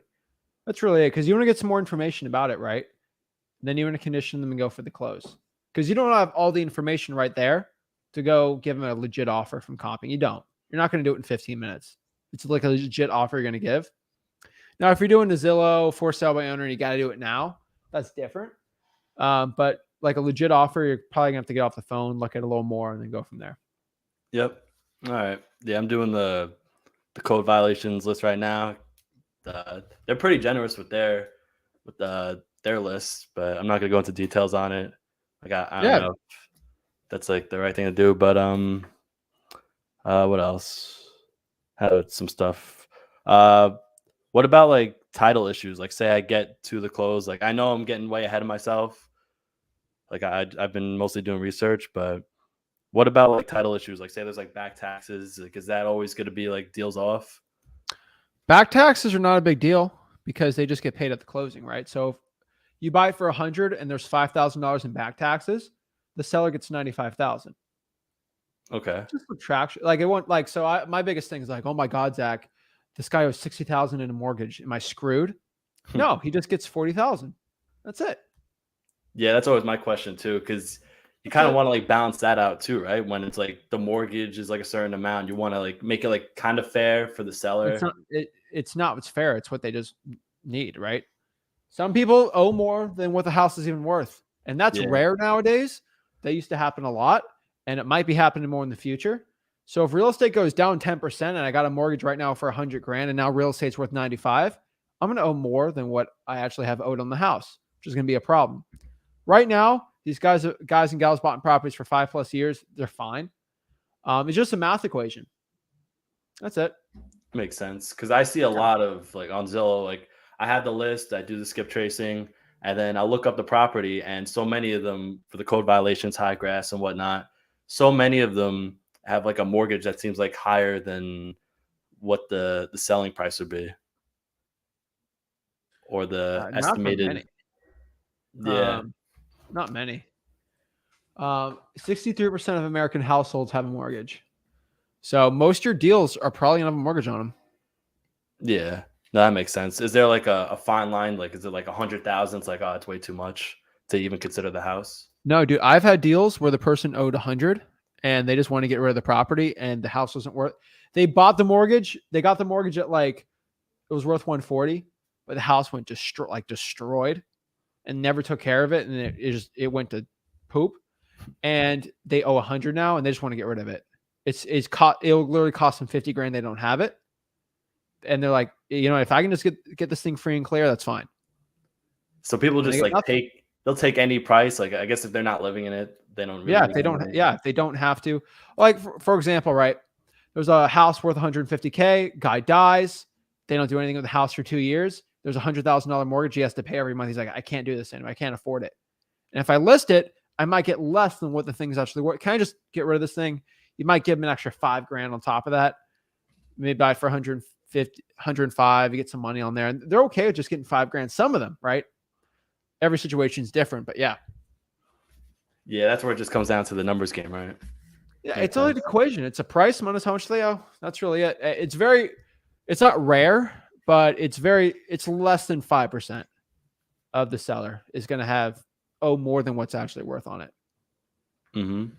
Do you do research on the property before you even like cold call it, or you just like No, you see the address? no, And, I do research on the properties that are interested in selling it. okay. Oh, the FISBOs, right? No, if it's a code violation list, only like 10% of those people are going to want to sell it. So why would if I did 100 code violations, there's 10 people that want to sell, I'm going to do my research on all 10 of those. But why would I do research on 90? That's stupid. It's just a waste of my time. Oh, so you'll do it after the fact. Okay, that makes sense. And then you So decide to. it's like I don't know how your brain works, but my brain's really weird where it's like if I could think of things in a process, like a left to right, systematically, it helps me think. So the way I like to do it is like, okay, for me to do a deal, I want to cold call. I want to find the people that want to say yes. And then I find out what the thing's worth. And then I give an offer. That works a lot better than me trying to figure out the offer on a million houses and then calling them all. Then 90% of them saying no, I just wasted my time on that and then go from there. I've done it every which way. That's going to be your best one. Yeah, just reverse engineering, I guess, doesn't always work. Like when you're trying to get as many deals as possible. No, you only want to spend your time because comping does take time sometimes on people that are interested in selling it. Yep. That's it. Got you there. And yeah, you're pretty much answering all of my questions. Can we do a roll call? Yeah, sure. All right, awesome. Can we get an Arkansas accent going for you? Yeah, all right. keep it You don't authentic. have a New York accent. I would actually never tell if you're from New York or not. Yeah, no, I got a lot of friends that have like that heavy accent. I try to keep it moderate, I guess. How do you I don't how know. do you kn- I don't it does like a hat tell you if you're gonna have it or not? It's crazy. I met a gal once. She went to UF and she had this thickest Long Island accent, and then her friend was at the same high school, no accent. I'm like, you guys literally live a street over, and it's like a different country out there, but It's just family by family, especially when they come from, I don't know if you know like New York that well, from like Brooklyn to Staten Island and they're Italian. It just it's crazy, that man. accent's could be so heavy. But But yeah, man. Yeah, dude. You should have no problem virtually wholesaling. But yeah, awesome. what's up? Let's call me up. All right. Oh, that was good. Hello? Hello, hi. Is this the owner of 123 Main Street? Yes, this is him. Okay. My name's Nick. I'm just looking to buy a few properties in this area, Arkansas area. Not gonna say the county. Are you looking to sell that property? Possibly. What do you want? I'm just looking to buy some houses in the area. I'll either flip it with my partner or rent it out. I haven't even decided yet because, like, obviously, I got to get to know you, got to get to know the property. Um, so, are you looking to sell that property? Not sure if we did that question already. What question? If you're looking to sell the I'm property. I'm looking to sell it. Oh, Yeah. okay, perfect. All right, so you're looking to sell the property. Could you tell me a little bit about the property? Like any repairs needed? Roof, kitchen, everything? Well, it's just a How would regular that- house. It was built out in the 70s. So it does need a little bit of work, but not too much. All right, all right. So, yeah, a couple quick questions. Like, roof's all right. Roof, like, how old do you think the roof is? I think it's about 10 years old. All right. That's solid. Kitchen, tiles, electric. That's all running all right. No problems Yeah, there. linoleum flooring. All right. I guess that's good. Um, all right. So when are you looking to sell the property? I don't know yet. Maybe within a month or two. All right. Well, you might not even have to wait that long. Uh, if we could finalize some type of offer, not on this call, obviously, because I still got to find out a little bit more. Got to talk to my cash partner. Um, hmm. So, what price would you be looking at if you were going to sell it like right now with the cash buyer you're on the phone with? I mean, give me an offer. How much would you offer me for it? I would love to give you an offer, but Okay, what is it then? um, have you ever bought a car? Yes, I bought in a car. All right. So, how'd you buy the car? You went to a car salesman, right? Dealership. No, I bought it from my friend Henry. All right, nice. Uh, so you bought the car, but you didn't just buy it. You weren't just like, all right, looks like a nice car. I'll buy it. It was a pickup truck. It was great. All right. Did you give it a test drive? Of course.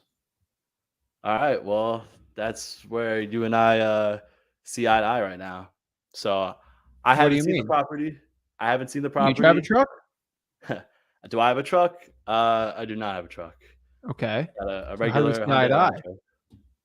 I'm saying eye to eye with the analogy, which is Of where what? I'm getting to right about now. So What analogy?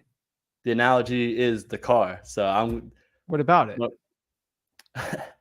what I'm trying to say is I need to test drive your house, meaning I have to kind of find out a little bit more. We talked about like the house is in good condition. I just got to have my man like pretty much on the forefront to take a closer look, see like if there's anything that I might Okay, not know we're or gonna you stop might this. not. All right, Yeah, Nick, we're good. We're good, bro. All right. I'm going. So I off the counted cuff. there I'm about trying to remember the 21. scripts. Hey, you're good, man. I got Yeah. about 21 ums in there, which is Yeah. fine. The Gotta one thing you practice. need to focus on is getting rid of the ums. Now, Nick, I was about 30 ums when I started out. All right, you're destroying me of when I started. I had a severe problem with ums and filler words. because I didn't know what I was going to say. And that's fine. Like, that's fine. But like, you just got to understand it's sort of at like, it's like a simple flow. And when you're flowing well, like you can tell. And when you say an or a but, it's kind of like stopping it. You're stopping the flow. So just understand that the one thing you got to understand is just being conscious of your ums. And that, I promise you, literally took me a year to learn. I hate to say it took me a year. And I'm not at 0 ums. I'm at like 3 or 4. And it took me forever to get from there to there. So I just want you to be conscious of that. The reason why that's going on is, first of all, you're not consciously understanding or saying that, subconsciously saying that. Once you get that out of your language, it sounds a lot better. I had no idea I was saying it, to be honest. You don't. It's subconscious. I hate to say it, you're going to kill me from saying this, but if you watch the replay, you're going to be cringing. First of all, because it's your own voice, which is the most disgusting thing in the world, because when I hear my own voice, I start screeching. It's like nails on a chalkboard. That's why editing video stinks. But you're going to notice it. And once you notice it, you're going to say the word then you're like, wait, I just said the word And that's when you start changing it. So once you start realizing it, it's going to change. No, I'm glad I get to watch this over. So what I'm we're trying going to to speak do, like you. You have such like an eloquent way of speaking. Like you don't miss a beat. Is that just like natural talent, or you just it's practice not that natural over talent, time? dude. I spent 5 years doing it. Yeah. Okay. So the car analogy, I've said it probably 1,000 times. So how many times, truthfully, did you go over the car analogy practicing? I'm gonna say all of like twice. I gotta practice a little more. So here's the I just coolest been part. mainly taking notes. When you come back next week, which you're going to have to do now, because you're going to have to redeem that call. Okay. And you're going to redeem it, and it's going to look really cool. I've done this with about 100 people on this channel, where people come in their first call, and after like 4 months, it's a completely different person. It's amazing. And now we have a baseline, which is great. Okay. So what you're going to do is just go over it. So let's go over the first part.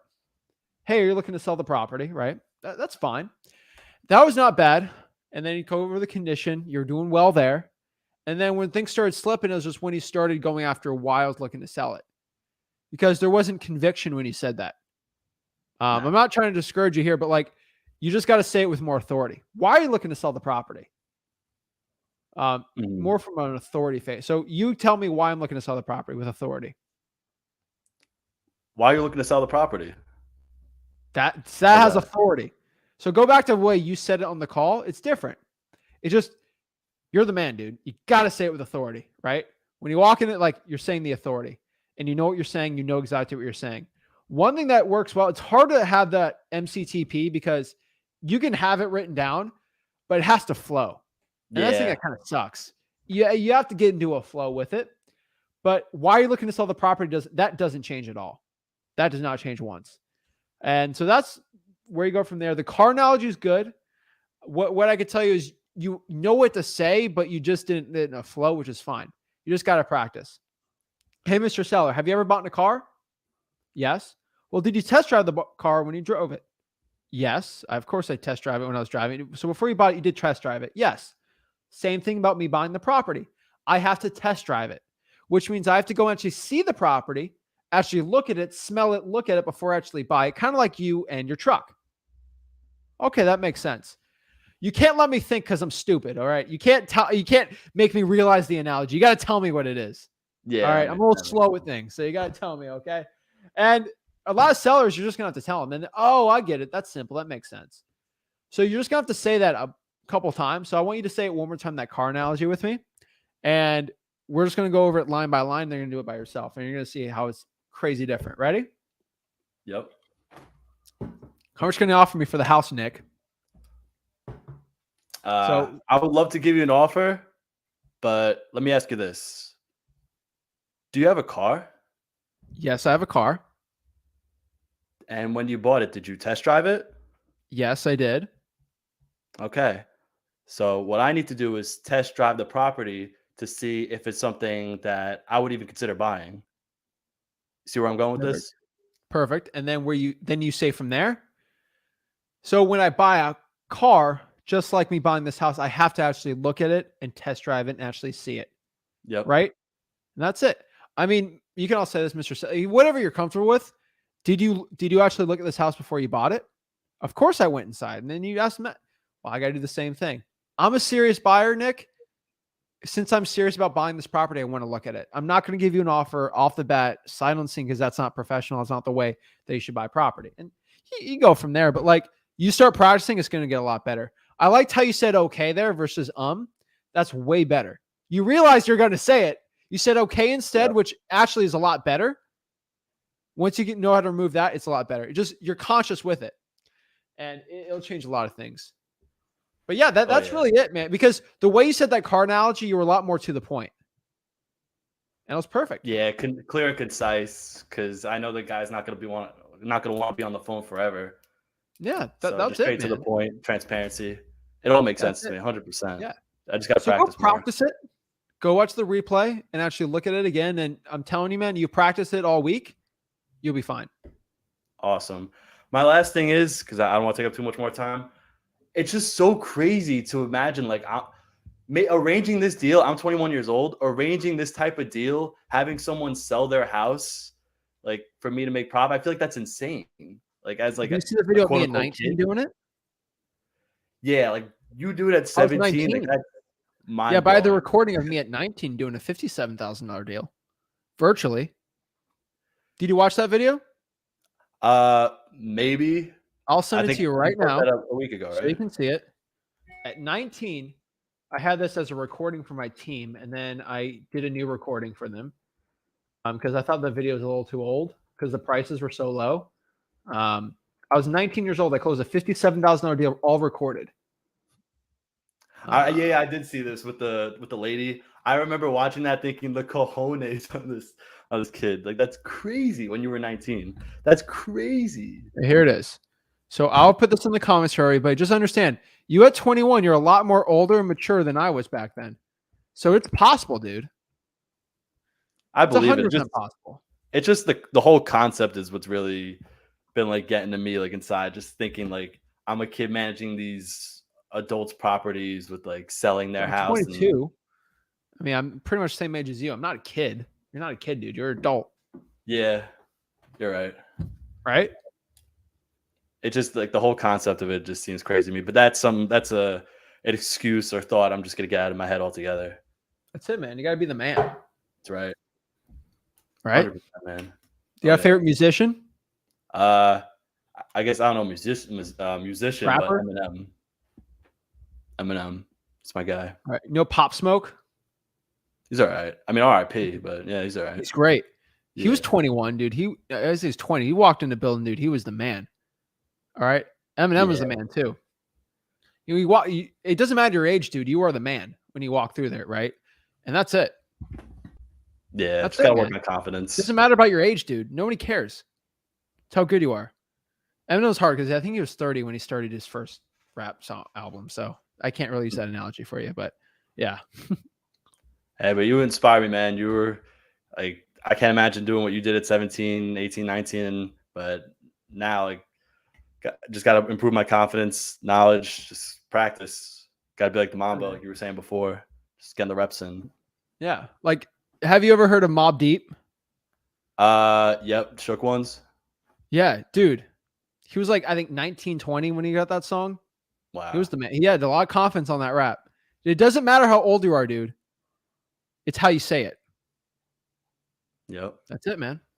All right. Appreciate your help today, Zach. You're the man. Dude. I'll see you next week. All right. We're going to practice. Oh, yeah. I'll be here next Wednesday. You know what to say, man. Yes, sir. Practice it up. Appreciate it, bro. Appreciate you. Thank you. All right. Boom. And next year we got Kalen got kicked out for a second, but he's back on. Yo. What's going on, Zach? I'm blessed, man. What's up? All right. So can you hear me? Oh, yeah. All right, brother. Cool. So first and foremost, thanks for having me on, man. Love everything you and your pop. Greatly appreciate y'all. Y'all got me my first deal. Woo! Oh, yeah, man. I love it, dude. Yeah, man. Well, we're grinding out here in Milwaukee. I have some questions for you also. Big shout out for the government list. I'm going to tell you, when I first started, I was pulling the government list all the time. And then I got the PropStream, and I was doing the PropStream list, and I kind of stopped doing the government list. And then, after thousands of PropStream list, I go back to the government list, and this is way easier. I'm getting so Yeah. many hot leads now. It's insane. Dude, it's a lot easier, man. Yeah, a lot. Like I'm saying, like one person has talked to these people, if that, man. That's how I like doing it. So much easier. Yes, sir. So thank you for that. I had a question for you. When pulling lists, I did hear you earlier say you pull like your code violations like once a month. Like I do like to pull like larger, like I did a tax delinquent list, like I had told you I was gonna do. I pulled the tax delinquent list, and then I pulled like 1,500, and I've dialed like 2 or 3 times through that now. So I'm looking to get a new list. How often should I pull that list? Tax delinquents aren't going to be too insane, dude. Once a month at most. Once a month. Okay. Yeah, it's not. It's just going to be when they stop paying. A lot of counties actually have their taxes due on a certain month. Like I know here in Florida, like for St. Lucie County, it's like November. So the tax delinquencies don't really come out till November because you have all year and then you get to pay it. So yeah. Awesome. And then another question I had is when I'm pulling my government list, and if I am targeting something like tax warrants or something like that, how far back should I go? Because here in Wisconsin, it takes like 2 years for the county to be able to take your property from you. How far back should I go? Should I be shooting back a year? Should I be shooting back 6 months? I don't know. Or should I just pull them all? For what specific list? This is tax warrants or tax delinquent, I believe that would be. I would pull at least a year and then A do year. 2. I'd try 2. Okay. Yeah. Cool. And then the next question I had is in actually regards to a seller I'm dealing with right now. Her situation, she's currently we finally got to the point where she's going to talk to a realtor about purchasing a new property.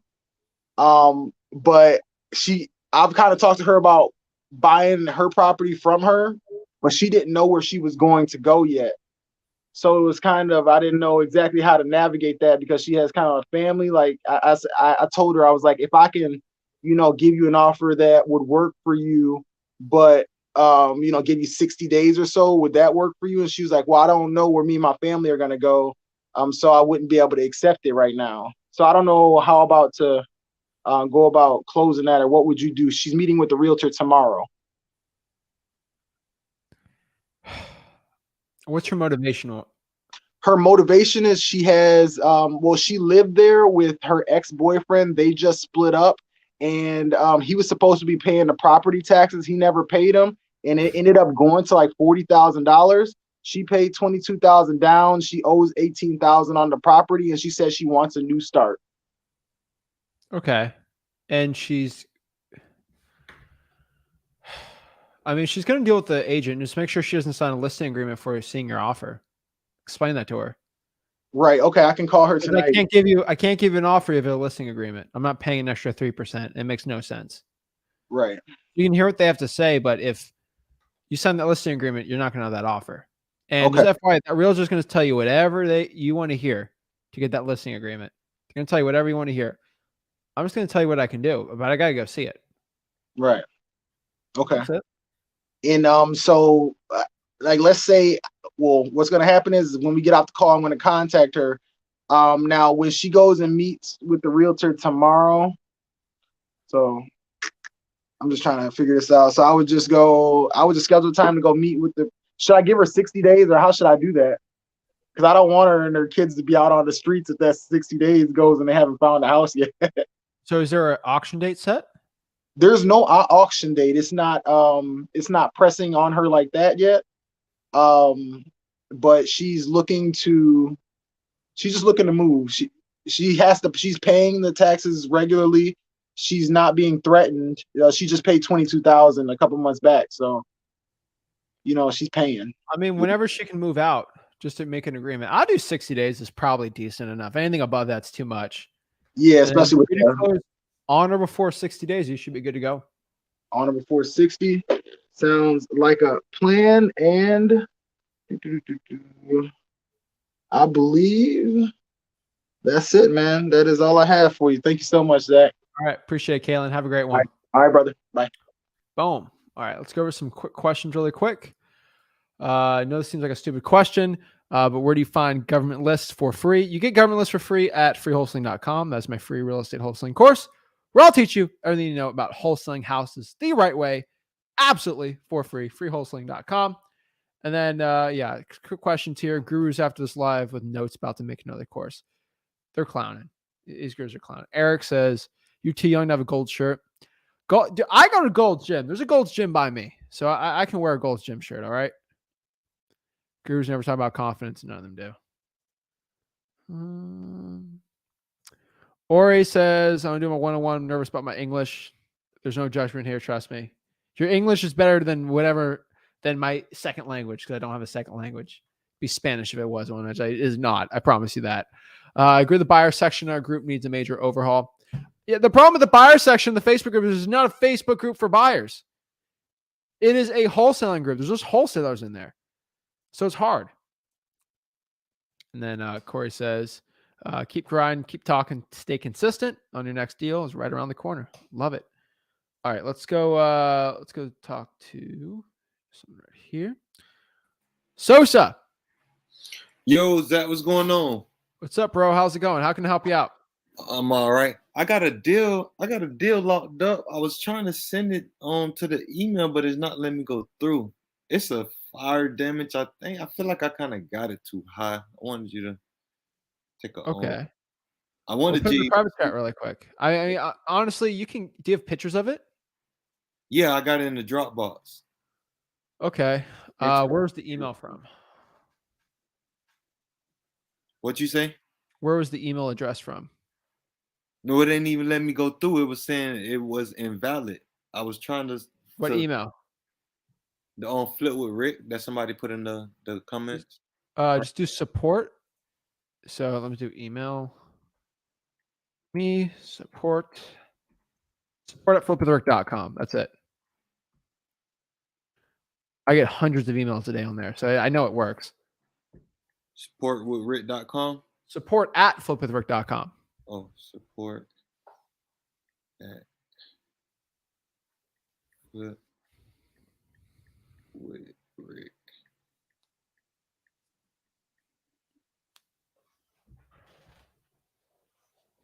Yeah, I'm on. I just typed it in. I'm trying to send it over to you right now.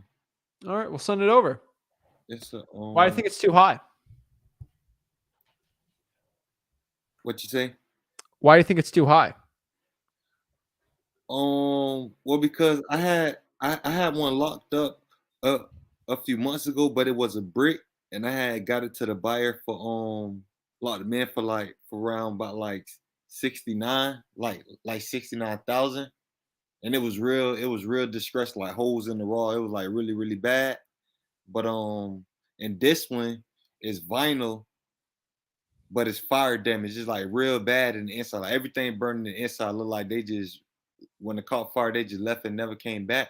But it still got some good bones because I like walked through the house, but it's a lot of stuff in the house. Like parts of the outside it's still okay, but that's like burnt too. But the inside is like really, really like burnt bad. And so I was thinking, so basically, if I got them locked up for the 69 with the brick, why would they, kind of pay more for the vinyl? And I did send it to a couple buyers, and nobody even hit back. And the one I locked up for the 69, she didn't even hit back on it. I mean, support. Hold on. I had to go back and copy. It's support at flipwithrick.com. I gotta hop off soon though, man. But send it over. One thing I'll tell you, cash buyers aren't even pushing at it. Team might underwrite. It might not be a good deal. So yeah, that's what I was kind of thinking. I was go back to I just sent it over. I was gonna go back to try to negotiate with him because my first offer was to try to get him to like 30 or 40 before I even knew it was a fire damage. The only reason why I locked it up for the 75 is just because I told him I'd see what I can do. I ain't even guarantee him the 70. I mean, I'm looking at this asking price. Did they get any insurance money on the house? I don't think I really don't. I don't know. He ain't say nothing about it. I just know he said his mama passed and left it to him. And he said whatever was happened to the house, they just left it with the whatever. Wait, which one is this? The one built in 1970? No, it's the 1903. You got This is another guy. Hold up. it should be from Jim B. Sosa 34 email. Oh, I have another guy sent me a North Carolina address. Yeah, dude, it's not coming through. Support@flipwithrick.com. I'm seeing this shit over again. Dude, just DM me the information on it. I'll message you back. What to DM you on Facebook. Facebook? Yeah. Is that in the group or your personal one? Personal. Zach in. Just message me there. I'll look for you. All right. And another thing too. So I was doing the thing with the agents with the double dip strategy, but I see that you can use it with the buyers too, with the buyers agents. So how would I tell the buyer agents to bring me a deal? Do I just pay them the regular commission, or do I say the same? You can pay them a flat fee or a certain percentage, whatever you want. So if they already getting paid the 3%, just say bring me a deal and you can get the 3%, or I'll pay you a flat fee if you bring me a deal. I usually just pay them a flat fee. You have to pay it. Yeah, I know that. The seller usually always pays it, so obviously you got to pay it. Maybe $3 grand, $4 or $5 grand, depends how much money you're going to make on it. All right. I give you $5 grand, Mr. Realtor, if you can get it for this price, which make me $30K. Perfect. Yeah. All right. Yeah, that's all I was trying to That's all I was trying to see though. All right, man. Well, go message me, and then yeah, let me know. I appreciate it. I'm finna message you right now. What's your wait? Here it is. Oh yeah, damn. I just seen. I haven't. What, it came in? It just came in. All right. I had to let you look at another question too. So somebody just reached out to me about a probate. So they name on the house, but they uncle kicked them out. Okay. And he's saying since his uncle kicking him out, he want to sell the house, but his uncle don't want to sell. And he basically need an attorney. He want me to help him get an attorney to start the probate. But I'm trying to see how would that work? Because it's just them two on there. One want to sell and one don't. Well, I'm not going to do it then. If he doesn't want to sell it, I don't want to deal with it. I'll tell you that. I'm not here to buy properties from people that don't want to sell it. No, one do so basically everybody got to be on the same page, and don't try to figure it out unless everybody on the same page. I mean, you can buy a guy out, but like it's a lot. They got to be on board. I'm looking at this property here.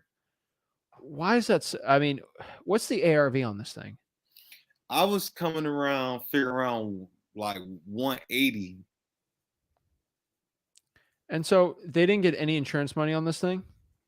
I didn't even ask him that, to be honest. You should ask them that. Because he said something about the electric, but when I got there, I seen it was fire. I'm like, I didn't know it was like this. He told me, I'm like, no, you just said something about electric. So I was just started talking to him, but I ain't asking about no insurance, because he was like, when they caught fire, they just left it like that, and whatever the fire department did. That price, is that what you got it under contract for? That price right there?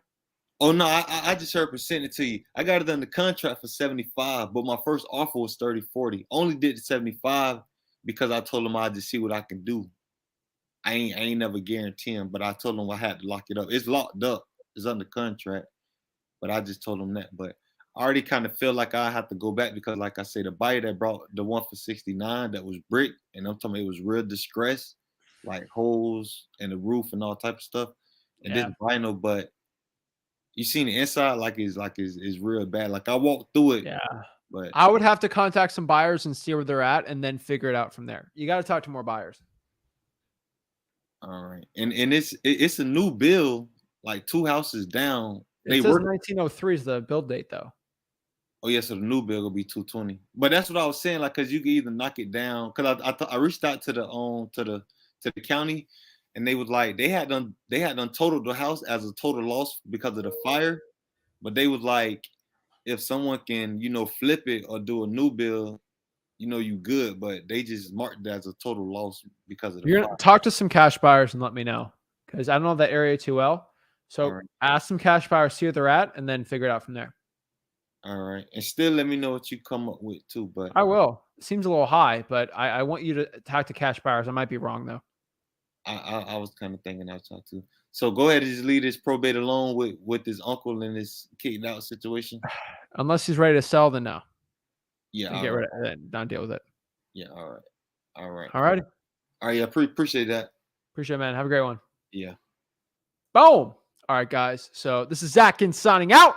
Really appreciate it. Make sure you guys do whatever you can to get better every single day. And we'll see you soon. I'll be with Rick tomorrow, and we'll break it down. This is Zach signing. I appreciate it. Make sure you go to freewholesaling.com, get my free real estate wholesaling course, and see you guys soon. Have a blessed one. Hey guys, Zach here from Flip with Rick. And after helping tens of thousands of people get started in wholesaling real estate and helping so many people out go from $0 to $100,000 in wholesaling real estate, I'm super excited to announce my new wholesaling mastery course. This wholesaling mastery course will have everything step by step on the whole entire wholesaling processes. I'm going to give you real deal examples. I'm going to hold your hand throughout the whole wholesaling process. This course will give you everything you need to know to make up to $100,000 to over $1 million per year in wholesaling real estate profits. Most real estate gurus out there will charge you around $5,000 for a course like this. But today, if you click on the link, you'll get my wholesaling mastery course for the low price of Sellout. What? What are you doing? What are you doing? What do you mean? I knew you would do this. I knew you were going to go the course route with the guru. It goes against everything we've preached from day one. Don't be a sellout. The course is free. What? The course is free. I'm giving it for free. Oh, I apologize. Carry on. Jeez, okay. Sorry about that, guys. Yeah, duh. Do you think I'm going to go sell out as like a regular guru selling you a course? I'm not trying to make money off of you guys. Guys, over here, all you got to do is click there to just sign up. No gimmicks, nothing. Absolutely for free. It's a free wholesaling course. Literally, I've seen every single wholesaling course. I have access to all the 10,000 mentorships. Guys, I literally copied them step by step. I literally have an entire course set out just for you for wholesaling real estate. Click on that and let's get started.